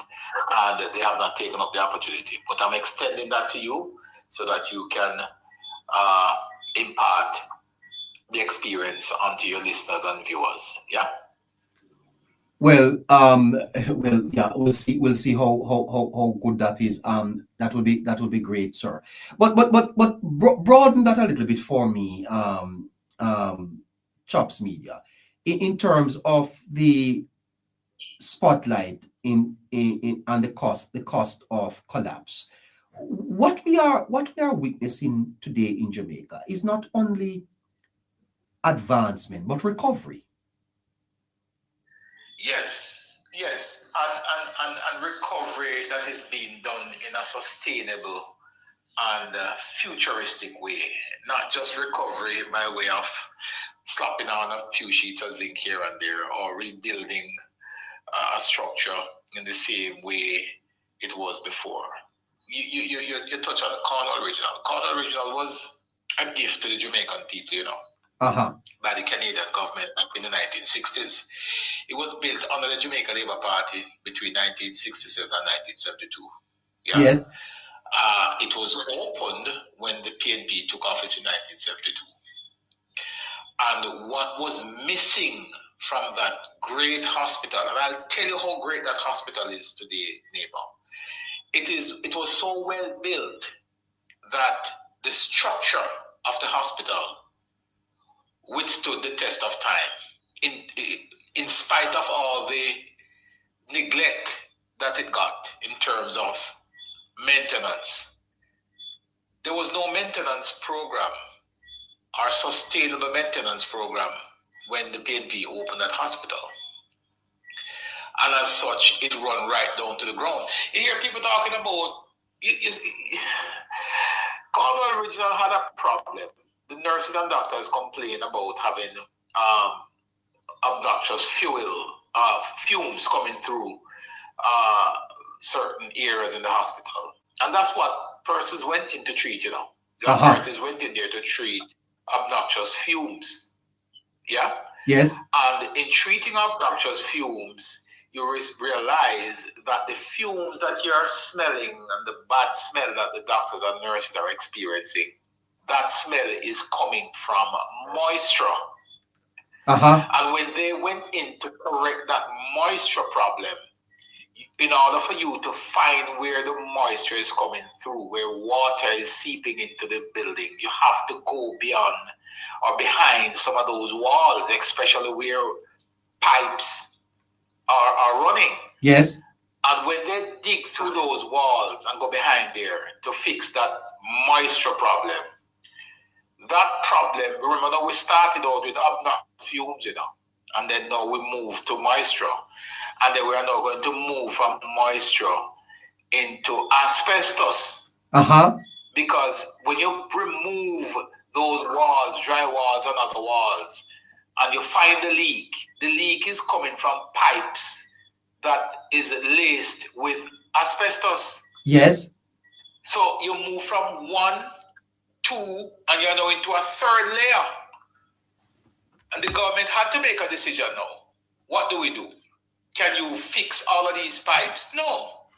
So the government took a decision to gut the entire building. Gut the entire building. And when I say gut it, Neighbour, I mean removing every single thing inside the Cornwall Regional except for the 4 walls. My goodness. And a matter of fact, some of those walls were actually stripped and replastered. Most of those walls. In other words, repairing wouldn't work. No. It could not be repaired. It had to be totally stripped and literally rebuilt using the same structure. So you're rebuilding on the same structure. And you're actually expanding because you have added additional buildings, you have added additional theaters, you have removed certain walls, you have opened up certain space. So it's a total rebuilding of the Cornwall Regional Hospital. Yeah? And when I tell you that when that building was stripped, it took years to remove the material from Cornwall Regional. Remember now, this is a 7-story building. And bear in mind, the conversation that we'll hear with your neighbor, are one of the things that you will hear the critics talk about all the time. Why is it we did not just knock the building down and rebuild it? You've heard that before, correct? Yes.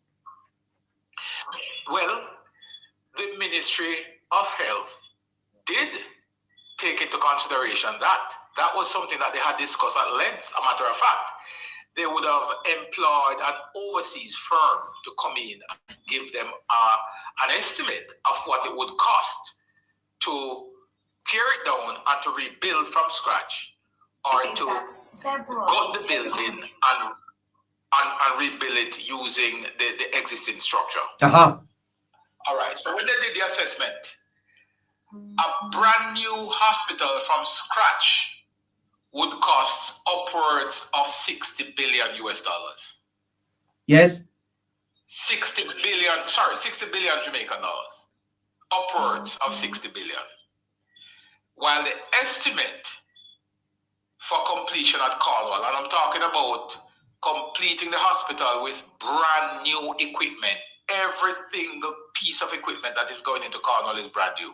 Wow. All the additional theaters, all the beds, everything will be brand. So what we are to expect later on this year is a brand new hospital. Almost. Brand spanking new. Brand spanking new. And the team from the Ministry of Health have been in China on several occasions to look at the equipment, to verify the equipment. There are several oversight committees that actually work along with the contractors to make sure that the equipment are compatible with Jamaican standard. And there's also a careful synergy between Cornwall Regional and Western Children and Adolescent Hospital. So those two hospitals are really coming together as one, because the equipments that are being utilized on the Children's Hospital side, they are compatible with what is utilized on the Cornwall regional sides. There's a careful synergy to make sure that there's some coordination on both sides. You're dealing with, when it is completed, Neighbour, that entire compound, as the minister liked to refer to it as the health campus, is going to be a game changer, not just in Jamaica, but in the Caribbean. Yeah, it's going to be the largest of its kind in the English-speaking Caribbean. Fantastic. Chop me now. What is Jamaica's real problem, though? Because a matter like Cornwall Regional, it's not hard for people to understand that maintenance, the years of neglect, would have caused the problem happening at Cornwall Regional today. Is it that we are partisan so much that we believe every lie coming out from our side, and we are not objective on anything? What is our problem? Politics, Neighbour, politics, and we are unable to separate politics from the reality sometimes. It's just pure raw politics. And if we sometimes were to strip away the politics and deal with the reality, it would have been a different conversation. When persons literally go on the public platform to tell people about $20 billion spent at Cornwall, and when you ask them to justify, but the minister would have cleared that up. The minister would have cleared that up so many times. Yeah, but when the minister clear it up, Neighbour, even within Parliament itself, you have parliamentarians, right? Elected officials on the PNP side who will come out and echo those sentiments about 20. The leader of the opposition said it many times. Boy. Misleading the Jamaican people for them to believe that $20 billion has been spent on Cornwall at the point when the leader of the opposition repeated on several occasions that we have spent over $20 billion on Cornwall Regional Hospital. We merely spent $5 billion. Boy, I tell you. We barely spent $5 billion. And he was so irresponsible in his utterances that he keeps repeating those numbers over and over again. And then there are those who lock on to what he's saying, and they carry it far and wide. And it sometimes it would take so much out of us to try and correct that argument, because I've been on social media a lot of times correcting persons as somebody who has been integral in that operation down there. And I've been saying to persons, no, this is not true. Here are the reality. Here's the reality. Here's what the government has spent. Yes. Here's what the permanent secretary has said. Yes. And people still run with this argument about the propaganda and the lies. Yeah. You know, it is sad. It is very sad. Help me a little, Chops. I suggested earlier that FinSAC is too consequential to where Jamaica is today and where we're coming from for FinSAC to be off the agenda. You don't think that FinSAC should be introduced, probably as part of history lessons in schools? Of course, FinSoc ought to be a part of the national conversation going forward, because it is. And I'm talking about students in school, because how are we going to preserve our democracy to make sure that we know? Did you hear the Prime Minister saying 70% of all the taxes were going to service the debt, the interest on debts, Chops? That's not a country that can stay afloat, Chops. You couldn't stay afloat with that sort of operation. So again, it comes down to leadership, and that's why it is important when we have these conversations. And I say this to my Labourite colleagues, to my fellow JLP supporters, to people who are well-thinking Jamaicans, that don't waste your time on this space here on social media. Use your time and use it wisely. Yeah. And perhaps one of the best thing one can do with their time while they're on social media is to disseminate accurate and factual information. Yeah. Labourites need not to get caught up into the propaganda and the misinformation, and because them said this about we, then we are going to say that about them. Yes. We need to cut that. That is true. Feed the people with accurate information, because we have it. Yes. Don't chase every dog on the way to your destination. You'll never get there. Never get there, sir. Continue to run down the PNP. You'll never get there. The PNP is built. Their political machinery is built on propaganda. Yes. They believe that the more lies they concoct is the more they will rile up their base. Yes. Well, let them go ahead and rile up their base. The more facts that we present, the more truth that we present on social media, is the more we will rile up our base. And if you look at the last general elections result, both base came out and the JLP base maintained state power. The next 4 years should be used to build that base up. The next 4 years should be used to build that base, and it is built on facts. But help me, Chops Media. When you look at the impact of FinSoc on our country, Chops Media, me and you soon gone home to Jamaica. But the generation coming behind us ought to know Chops Media, because if we can't afford to repeat history, am I not correct that the people who presided over that type of management of your country ought not to be seeking power again? Should never.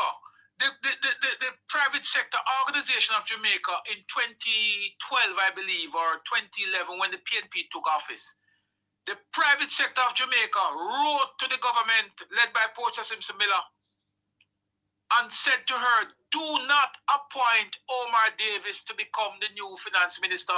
I don't know if you recall that. Yes. The PSOJ and other civic group. Yes, and he never liked it, and he never liked it at all. That's why Peter Phillips came in and then pushed to works. Yeah, he was pushed to works. Yeah. And he was pushed to the Ministry of Works. And a lot of Jamaicans don't know this.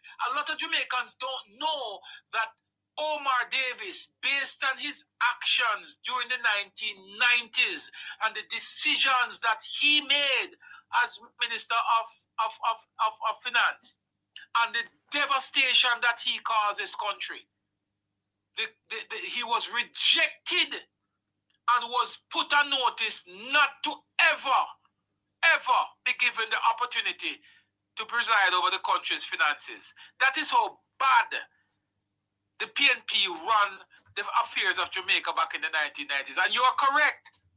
It should be something that young people, students are taught exactly what happened and how to prevent the country from going back down that path. Yeah, and that is not a political. That is not a political. No. Because I wanted to introduce my listeners to Japan's history.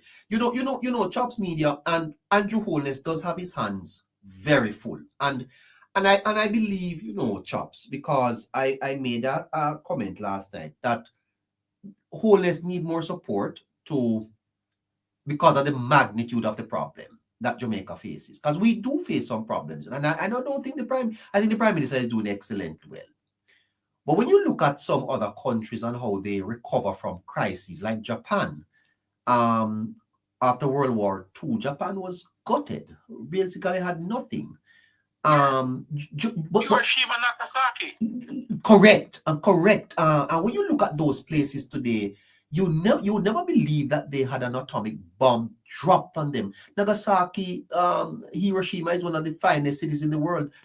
You know that tourism in Hiroshima is a great earner for Japan now. In other words, they have converted a crisis into a glorious opportunity. Absolutely. What are the Yes, monuments? Sir. What are the monuments we have built for FINSAC? FINSAC Chops Media that has cost Jamaica 40 years to recover. We don't have a history. 40 years. Eh? We don't have a years. we don't have it a took news. us 31 years to get back to the GDP. Yeah. Post FINSAC. No, man, our young people must not forget that. They must not forget it. And to think, listen to this, Chops Media. The corporates are going to be mad, but mad if they want. Listen to this. Listen to this. According to the Contractor General's report, benefited from a sweetheart deal that was irregular. You benefited off the backs of the Jamaican people in creating your wealth. You were a connected party with the then Minister of Finance, and you advised and created the FINSAC debacle with high interest rate. You benefited from FINSAC. Chops Media. Hello. Yes. That's Mr. Holness saying that Golding advised To his face. And had him with him face hung down. The Prime Minister was telling him that he, Golding, was responsible for the creation of FINSAC. Then how Golding want to become Prime Minister? Because they are shameless. These are people without any shame at all. No, because the people of Jamaica don't know. Because the people of Jamaica don't know. Because the people of Jamaica need to know that the man who is seeking to become Prime Minister of Jamaica was the advisor on the setting up. What are this grace power with country, Chops Media? This man should not be seen. But Neighbour, you played the Prime Minister telling him to his face that he was the architect of the FINSAC debacle in the 1990s. What you ought to play to back up and to support that is him, Mark Golding, saying that he was the architect. Oh, he said that? That you have that video. Chief architect. He said he was not the Prime Minister telling him. He said it in his own words. Then how we have Mr. Golding? Mr. Golding can't run for Prime Minister then, sir. Can't.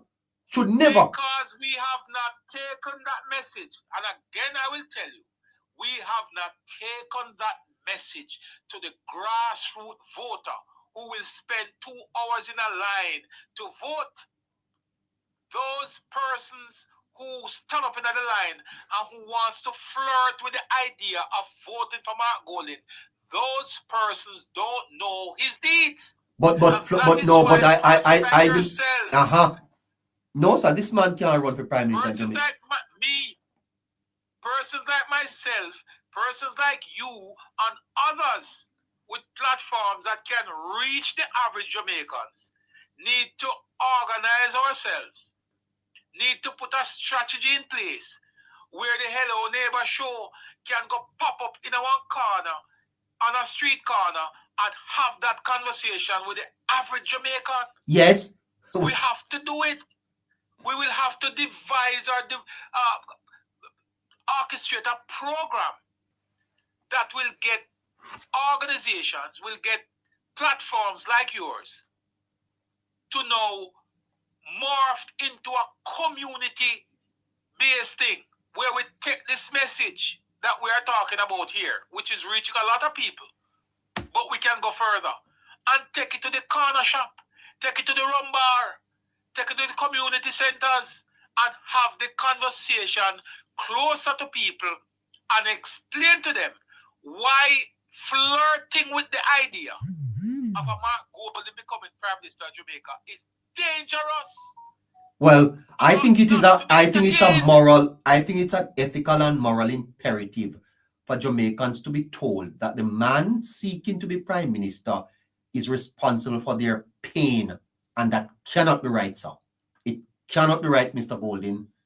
Mr. Golding, with all due respect, sir, you should not seek to be Prime Minister of Jamaica. If Mr. Golding advised and set up FinSAC, Mr. Golding shouldn't even be in Parliament. With the greatest of respect, Mr. Golding. Well, he said it, sir. I didn't have to say it. He said that he was the chief advisor, and he was one of the architects behind the financial sector back in the 1990s. He helped to create and design the programs. And he was a beneficiary of said programs that he designed. Yeah. Remember what he bought. Listen, there's so much hanging over this man, that if the average Jamaicans really and truly sit down for 20 minutes or half an hour and allow somebody to explain it and break it down to the lowest common multiple, and they can grasp the magnitude of how dangerous this guy is, I don't think he could even be nominated. Boy, I tell, I tell you, Strap Chops Media, this generation, there are some new ones in there, but all of these guys who were part of that administration of the 90s, they should never be back in Parliament, man. They should never. So I said, if the PNP wants to be taken seriously, neighbor, one of the things that the PNP have to do is they must be renewed. That's to purge them. Renewed meaning purge yourself of those persons who would have been a part of the problem and who would have put this country through what they did. The PSOJ, and we need to go back and find that article and find that letter that the PSOJ wrote to Portia Simpson-Miller when she was elected in 2011 and told her in no uncertain terms that when you form your cabinet, just one election, and I wrote to him, when you are going to form your cabinet, please note that Dr. Omar Davis must not be given the portfolio responsibility for the country's finances. That is how bad it was. A lot of Jamaicans don't know this.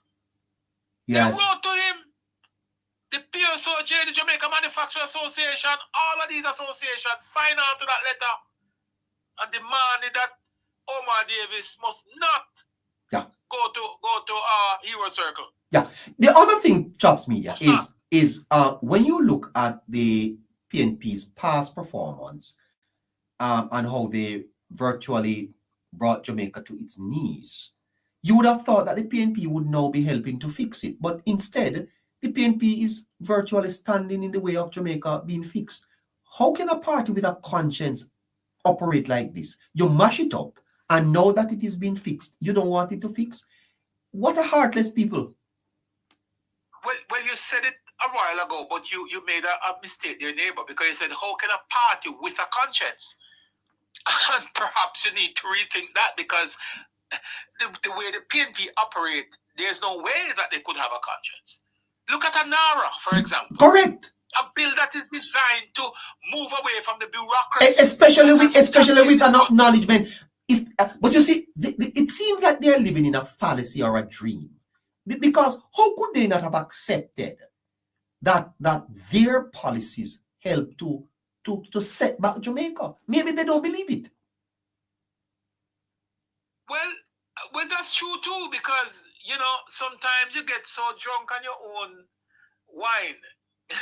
Yeah. Because I think they are of the view, a matter of fact, let me just add this to what you're saying here. And you are correct. They don't believe that they have done anything wrong for this country. Mark Golding have the audacity to say to the Jamaican people that the best period of the PNP's governance of this country is during the 1990s. Really? Mark Jefferson Golding said, in his own words, that the best period of governance is under the PNP during the 1990s. Now, Golding was drinking. I could make that up. He had a drink. We have to find these tapes and play them, because this is not a story I'm concocting. He said it, and he did say he was the architect of the financial sector in the 1990s. These are not stories. These are realities. And the average Jamaican people must know these things. Yeah. We must rivet it in the back of their brains. Yeah. Lest they forget. Absolutely. Well, the story will have to continue, Chops Media. I want to thank you for joining us. No problem, sir. Always willing and able. Great, man. Lovely. Thank you so much. Gustav? Hello, my friend from... Greetings, my neighbor. Good night. Good night to you, sir, and your loyal listeners, sir. Yes, they are loyal. Fantastic set of people we have here. How are you? Wonderful presentation from Mr. Chops Media. Yes. And so forth. Very, very informative as always. Yes. Mr. Chops, one of the more informative supporters of the Jamaica Labour Party. Yes, he is. Always can bank on him for very vital information. Yes. Or information. Talk your mind. Talk your mind until 10 o'clock. Go ahead. Well, neighbor, in regards to a proposal made by you that Mr. Chops would have agreed with, I think the history of FinSAP must always be of relevance. It should be a subject. It should be a subject in our schools, sir. Not the politics of it, the cause of it, the history of it, and the cost of it on the Jamaican people, sir. We must not forget it. Not at all. And let me tell you why I agree with you. If I were to go by a great philosopher, Mr. Marcus Garvey himself, yes, he said, unless a people fail to know the mistakes of the past, they're bound to repeat them today. Yes. So it's not about being tribal or political, but at the same time, the happenings of the past should be used as a guide for today. Because we don't want the same person, not to say that we don't forgive or we're supposed to live without forgiveness, but the consequences that Jamaicans were faced are caused to live by on a day-to-day basis because of a FinSAC, the battle neighbor. It has to be reminded to all generations to come. So therefore, they know how to call out a government for accountability when it is failing them or is about to fail them. Because the people on the ground are who going to be the ones that feels it when it goes wrong at a central government level. And unless and until the generation today is cognizant of the history of yesterday that made or caused a lot of us to inherit generational hardship or poverty, then we're doomed because we're bound to re-elect the persons who manufactured the hardship that a lot of us were caused to live and face on a day-to-day basis growing up because of these reckless fiscal policies of a then PMP government, sir, that made a lot of Jamaicans never got a chance to inherit generational wealth, but instead inherited generational poverty and generational hardship because of those fiscal recklessness of the People's National Party then during the FinSAC era. Yes, and doubling down a little bit on this, Gustav, to preserve a country's history is the current generation's responsibility. I don't think we have done enough, Gustav, to make sure that these things are preserved. You know, when the children of Israel were going through the wilderness, every step of the way, they left monuments. They built monuments and left them so that years after, people can remember what happened. We need to preserve the history of FinSAC for the people coming behind us long after we are gone. So it is not something that Jamaica must repeat. It must be taught to our people. They must know about it. It hurt us, Gustav. It has hurt the people gravely, neighbor, and therefore they ought to be made aware of those reckless policies then. under the PMP Neighbour. And additionally, Neighbour, it stretched across various ministries and caused many ministries to not able to fund necessities or amenities and commodities for the people. For example, the health sector, Neighbour. Now, a lot of people might now be arguing that there are a lot of concerns as it regards to the health sector. Yes. But not a lot of people are showing regards to the fact that it is actually the JLP that's their own nemesis in a positive way. Because know the fact that healthcare is free, Neighbour. Of course, in any country where people exercise reckless health behaviors across various in a various ways, for example, drink and drive and then end up in an accident, or just general reckless consumption of food, alcohol, or just beverage, right? So therefore, there's always going to be a crowded health center across Jamaica, be it health center in a clinic or a hospital. This is because the JLP itself would have made policies free for healthcare. So even though the JLP would have made the policy a free healthcare policy, the people have not adapted themselves to some better health choices, Neighbour. So therefore, it's not about the government failing really, but more like the people failing themselves and exploiting the privilege of freeness. Because while it is free, Neighbour, I think a lot of people is taking it for granted that they can just pop up at a health center at any time without any cost or so in regards to some minor issues, right, Neighbour? Versus under PMP when entering a hospital for certain critical care, you would have had to been paid for, and therefore you wouldn't have had a crisis of the magnitude that some people are portraying now, right? Because then less people could have afford to go to a hospital for critical care versus now where critical care is free and accessible to the average Jamaican.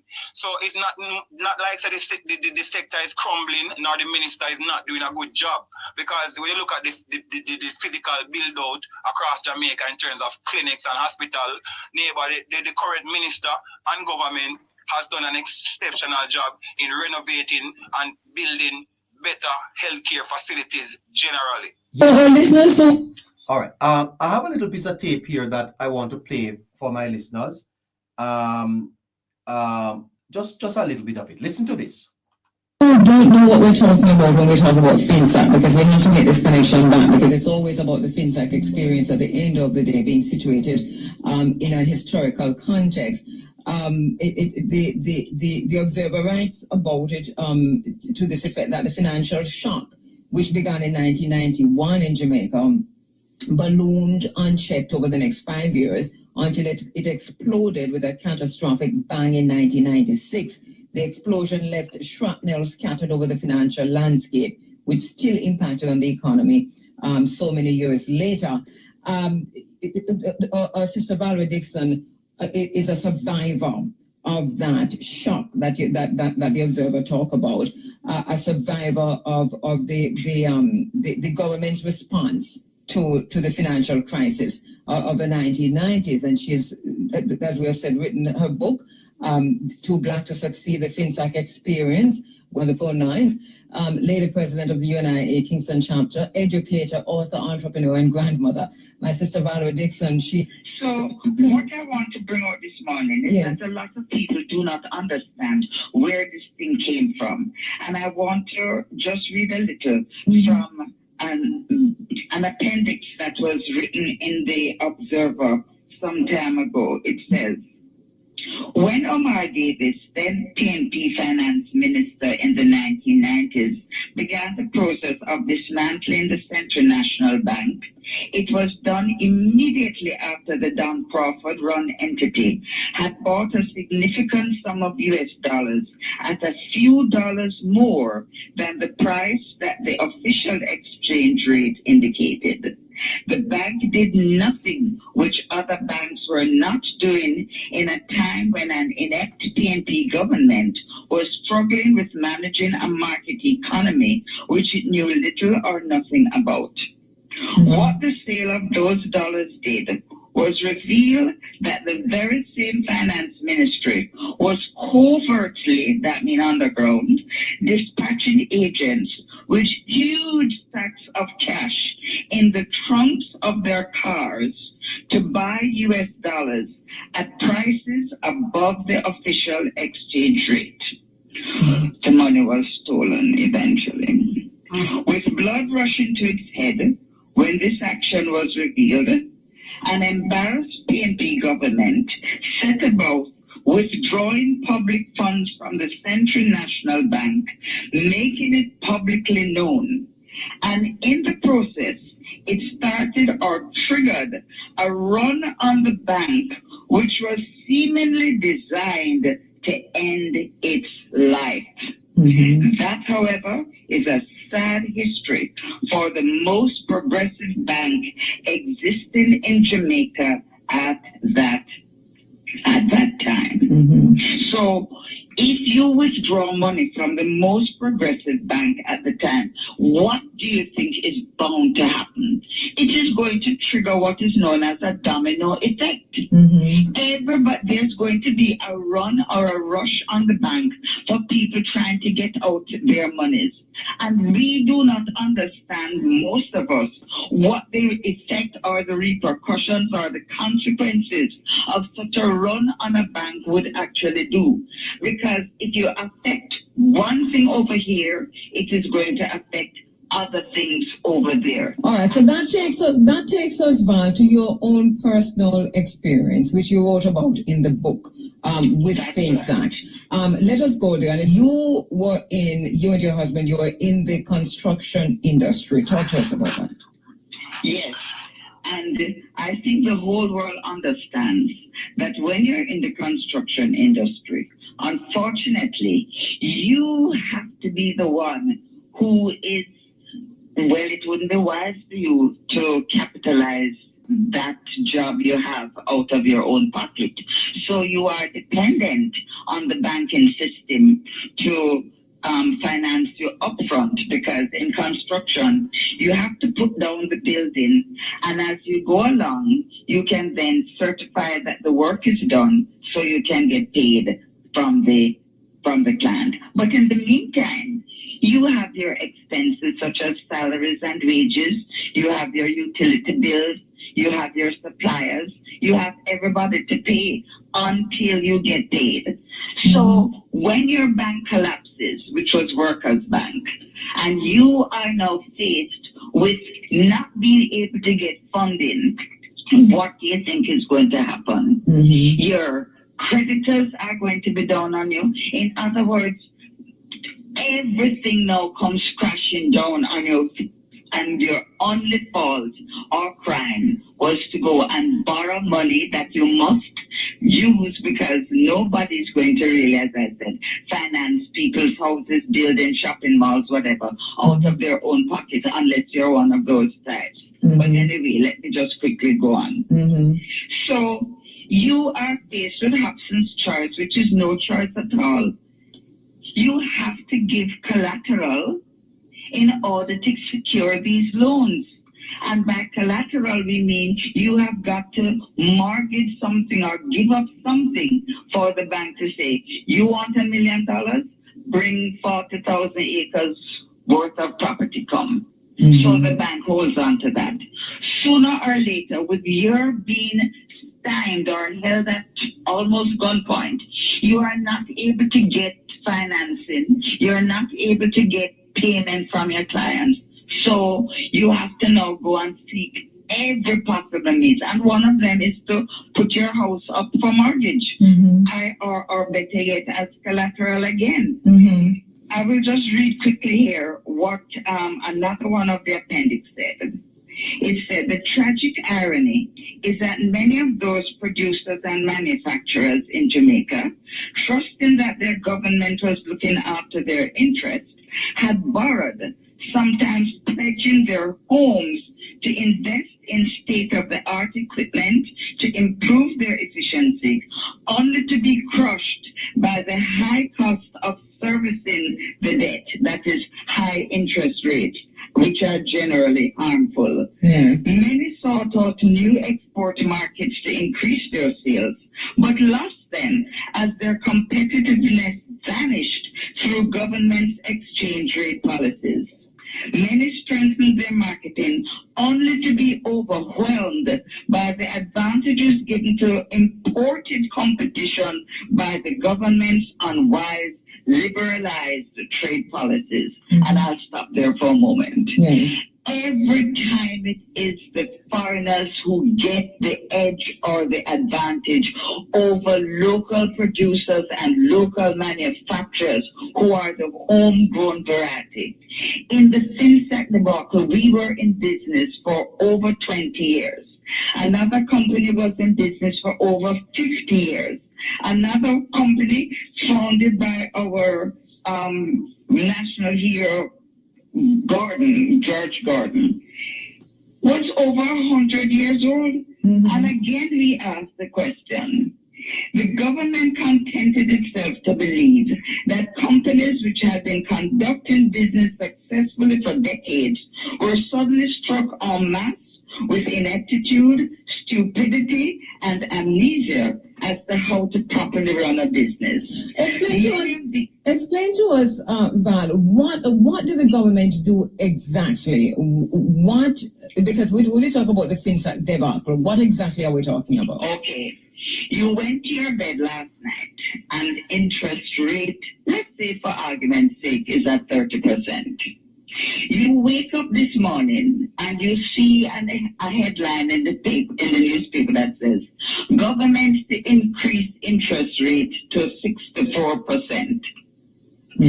Please tell me which business would be able to fill that gap between paying interest rate at 30% and suddenly jump with no notice to paying interest rate at 60 and probably more.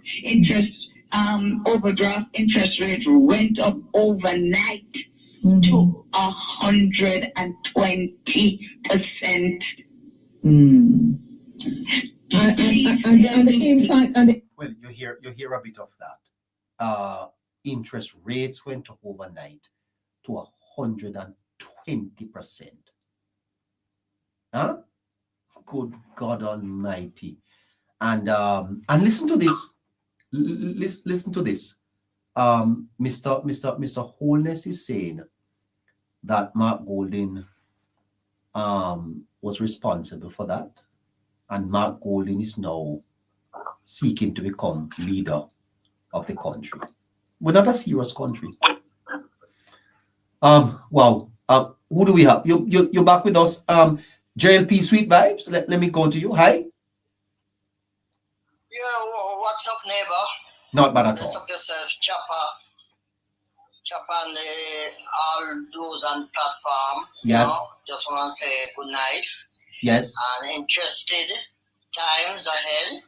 Yes. And you know, I'm here listening. Yes. But before I even say anything on it, I want to big up Lady Danza and Caroline, you know, because my health wasn't so good with you and in some whole heap of medical bills and thing, and they reach out to me and help me out, you know. So I must say Caroline and Lady Danza, you know, Nurse Danza, she put in that the 100 to see that everything go through for me. Okay, great. You know, so I must thank them very much on your program. You know, and you have a good platform. Keep it up. Thank you. Keep it up. Well, on the Finsack thing, you know, neighbor. Yes, sir. If we don't stand up on our feet, this PMP party would want. They would want us to go back in it. This would be a World War III if they didn't get the mandate on September the 3rd, 2025. It would be part 3 of Finsack. And that's why the Jamaican people them choose Jamaica. Well, sir, not as much as I would love. Right. But I want to say to you, but how can a party? Let me ask you this, sir. How can a party that has presided over such a malaise, such a destruction of a country, be even relevant today? How are they even relevant? even electorally competitive. You see, no, you see, neighbor, the PMP base of propaganda and lies.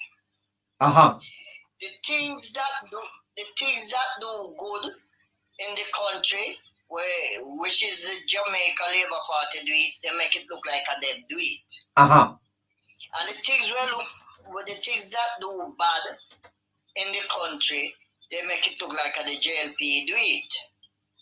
So it's for us to teach, as I said, we have to start teach history to our program now to tell the younger youth them what happened in the 70s, 80s, and the 90s. Yes. You understand? Yes. Because when you look at something like FIDSAC, I remember in the 70s where when Mr. Siago did with his zinc, when the PMP win the election 87. Yes. I think it's 87. Right? They never wanted to look like say the JLP give it out. Them get it to give out. So you know what they do? They take what they want to take and share up with their friend and the other rest they carry it out into the sea. Go dump it. What? That was what the PMP do. Yes. That was what they do after the election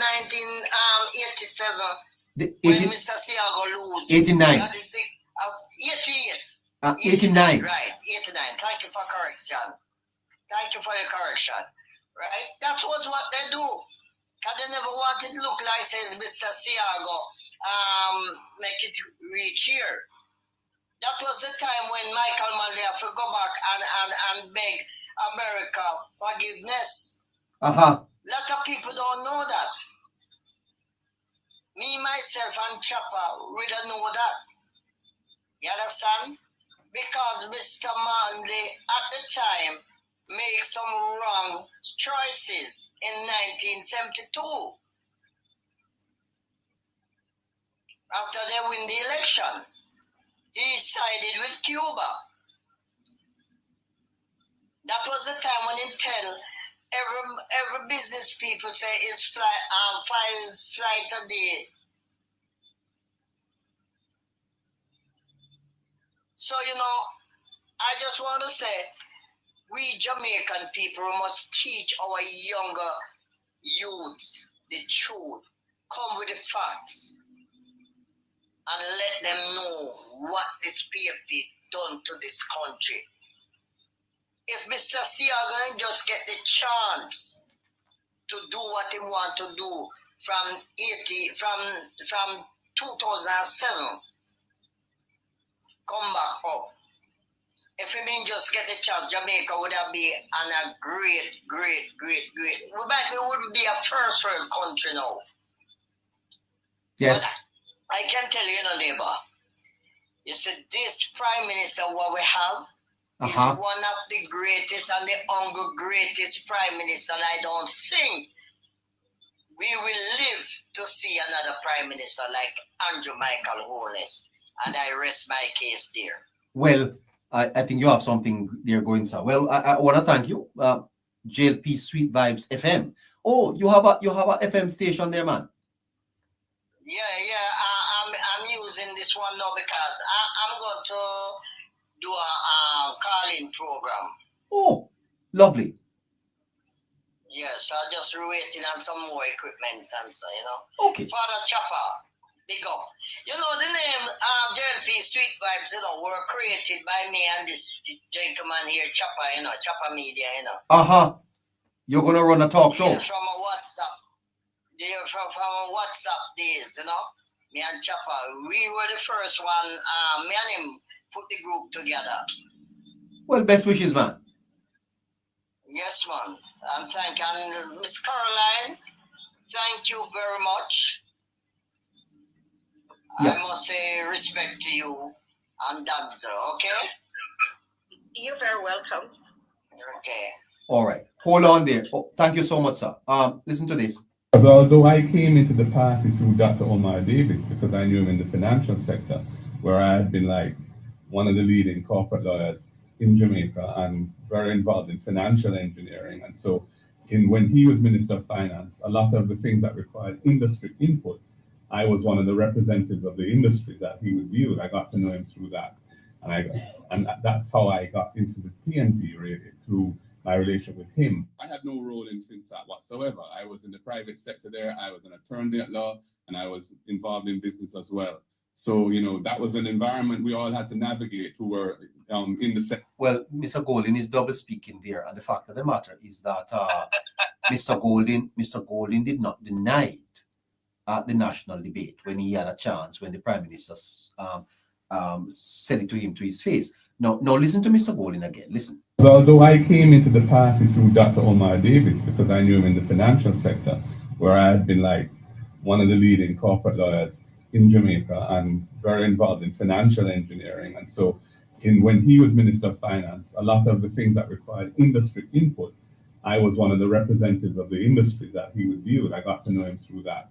And that's how I got into the PNP, really, through... Okay, so Mark Golding got into the PNP and did the engineering. Now, that word there is loaded, that loaded word, So engineered mean you create, yes, you fix, you put up the plan. So I don't understand what Mr. Golding is saying.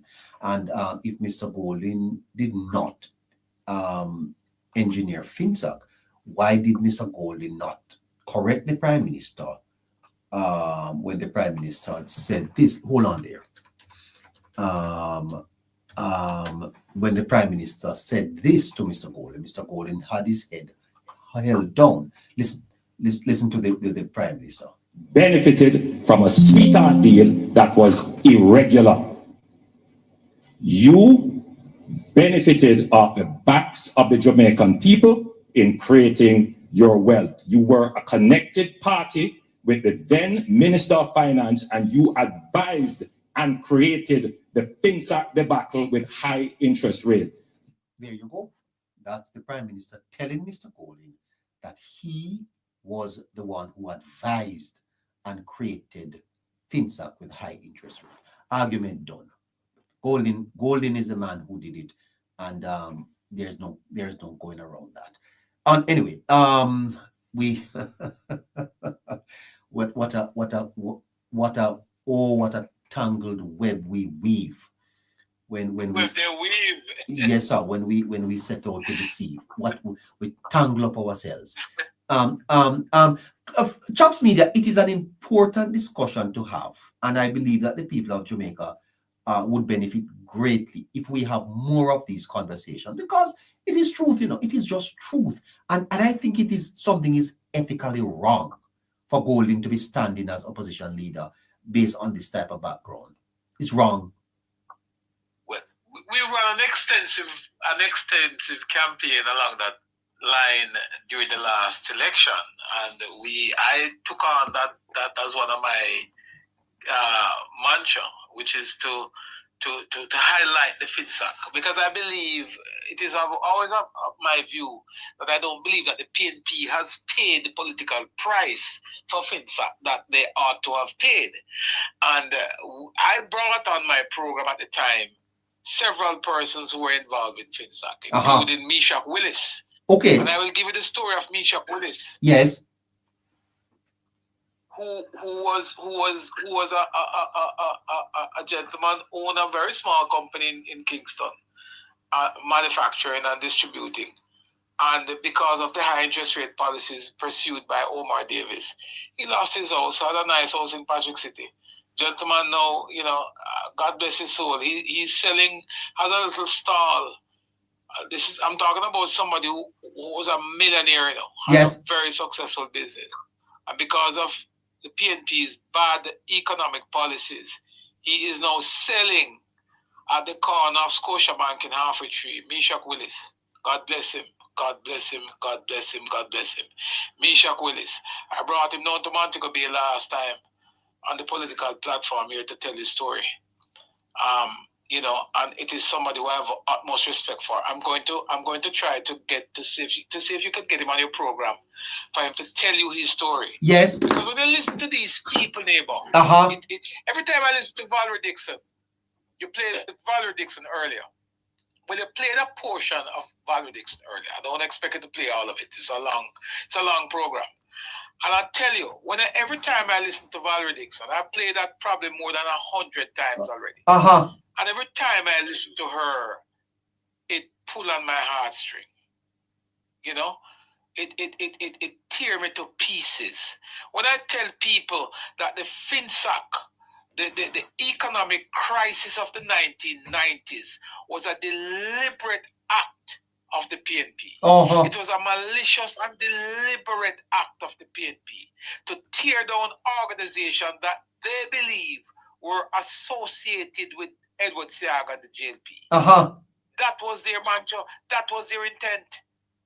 They did it deliberately. When you stand on a platform in Kingston and you tell people, he was speaking at the opening of a Central National Bank in Kingston with Dan Crawford, and Dr. Omar Davis, in his own word, said that if he was so proud of Central National Bank and the work that they're doing in the financial sector. Yes. And if he, Omar Davis, were to open a bank for himself, he would have modeled his bank off Central National.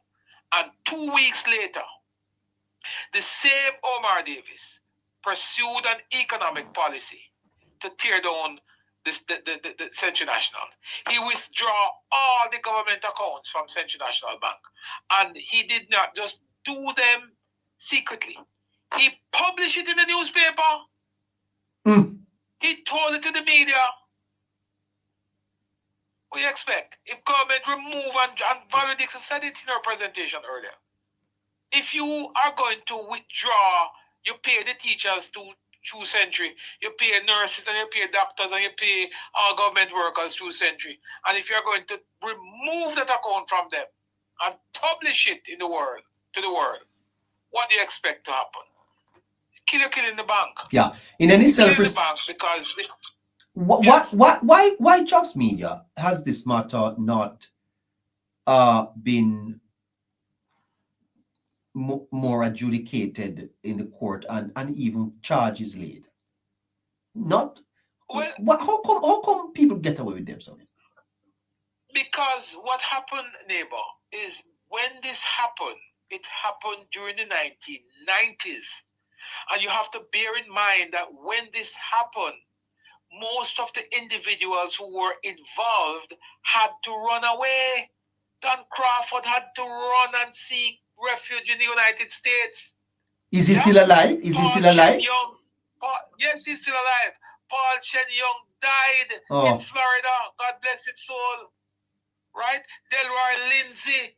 All of those persons had to take the wings of the morning and run away. Because not only have they lost their businesses, they were about to go to prison. Oh my God. They wanted to lock them up. You think this organization called the PNP is a joke organization? It is the only organization in a democratic country that call a state of emergency and lock up its opponent and call an election.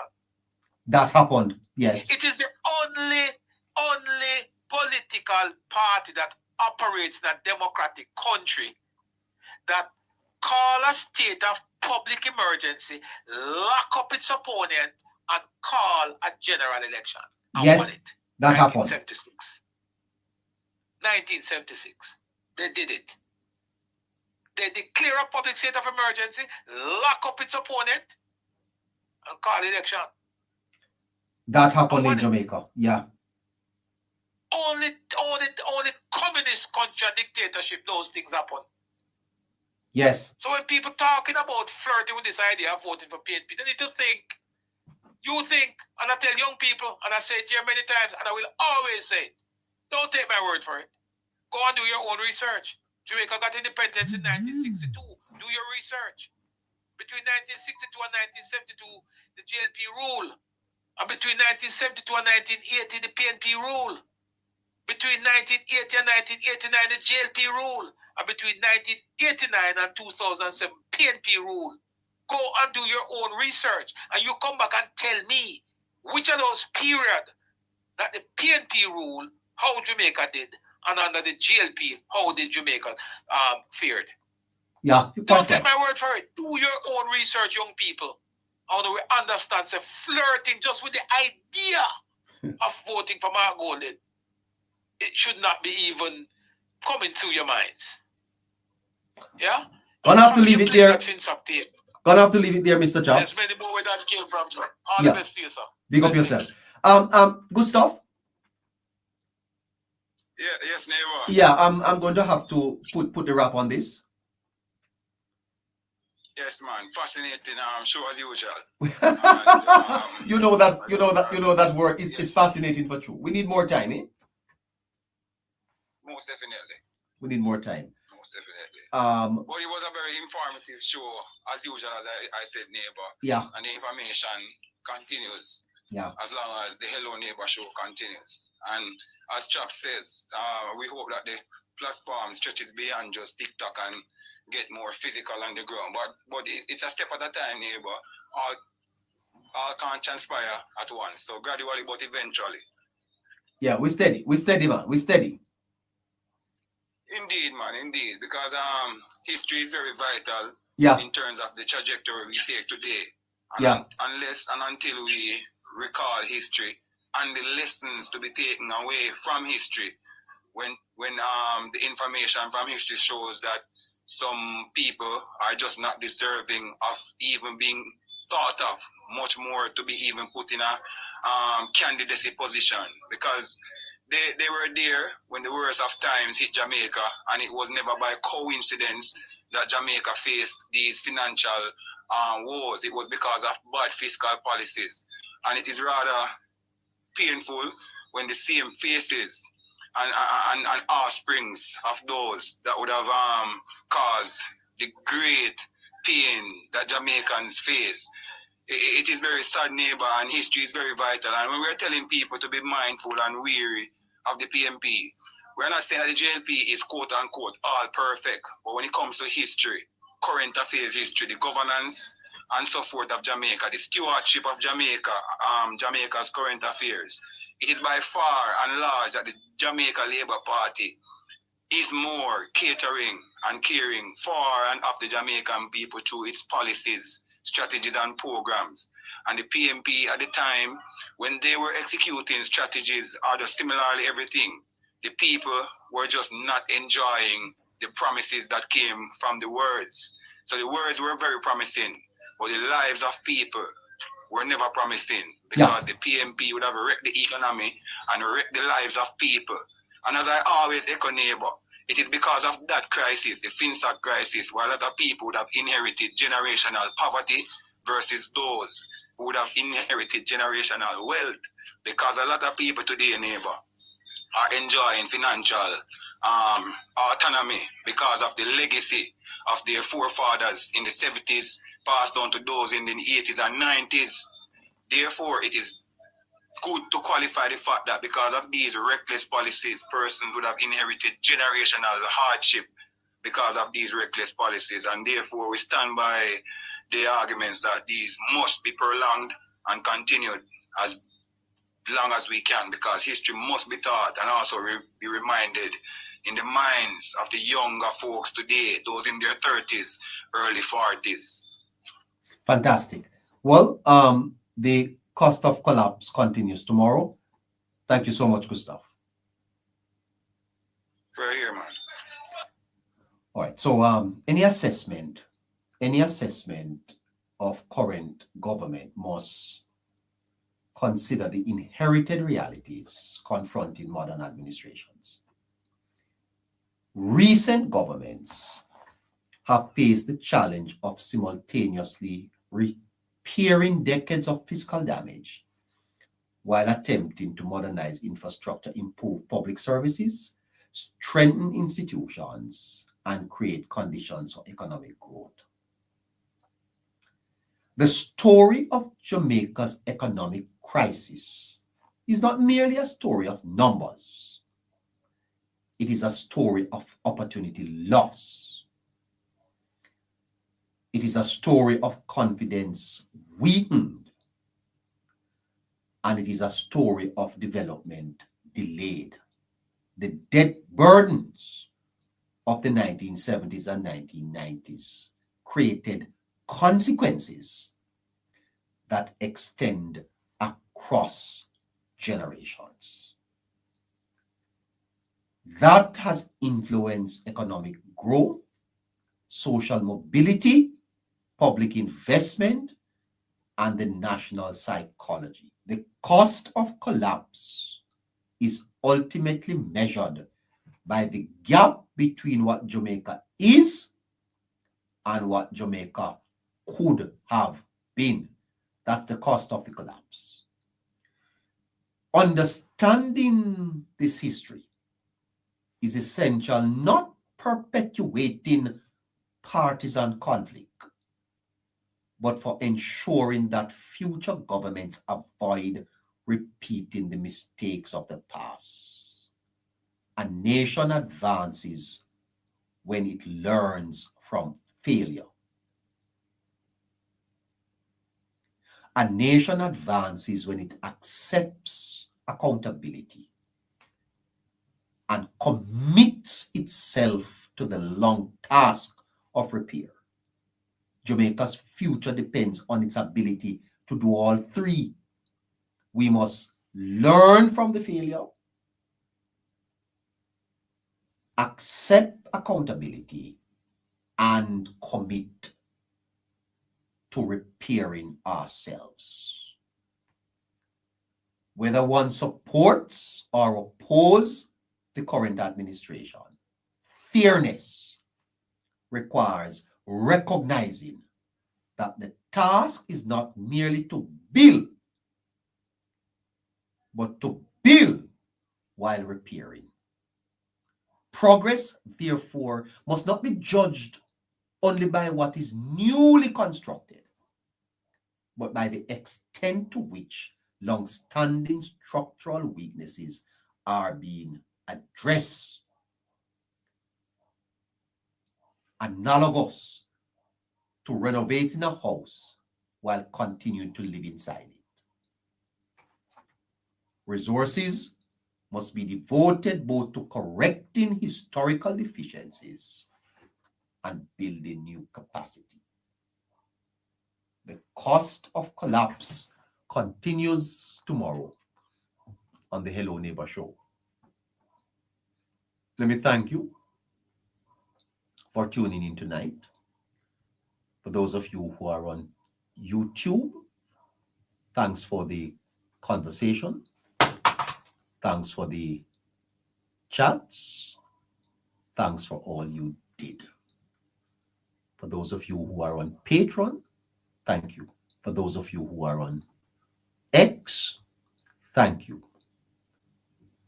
This has been the Hello Neighbor show, coming to you live from the Hello Neighbor network. And until we join you tomorrow for another edition of the show, where we will continue to look at the cost of collapse as our spotlight this week. Have a great night, and I'll catch you again tomorrow.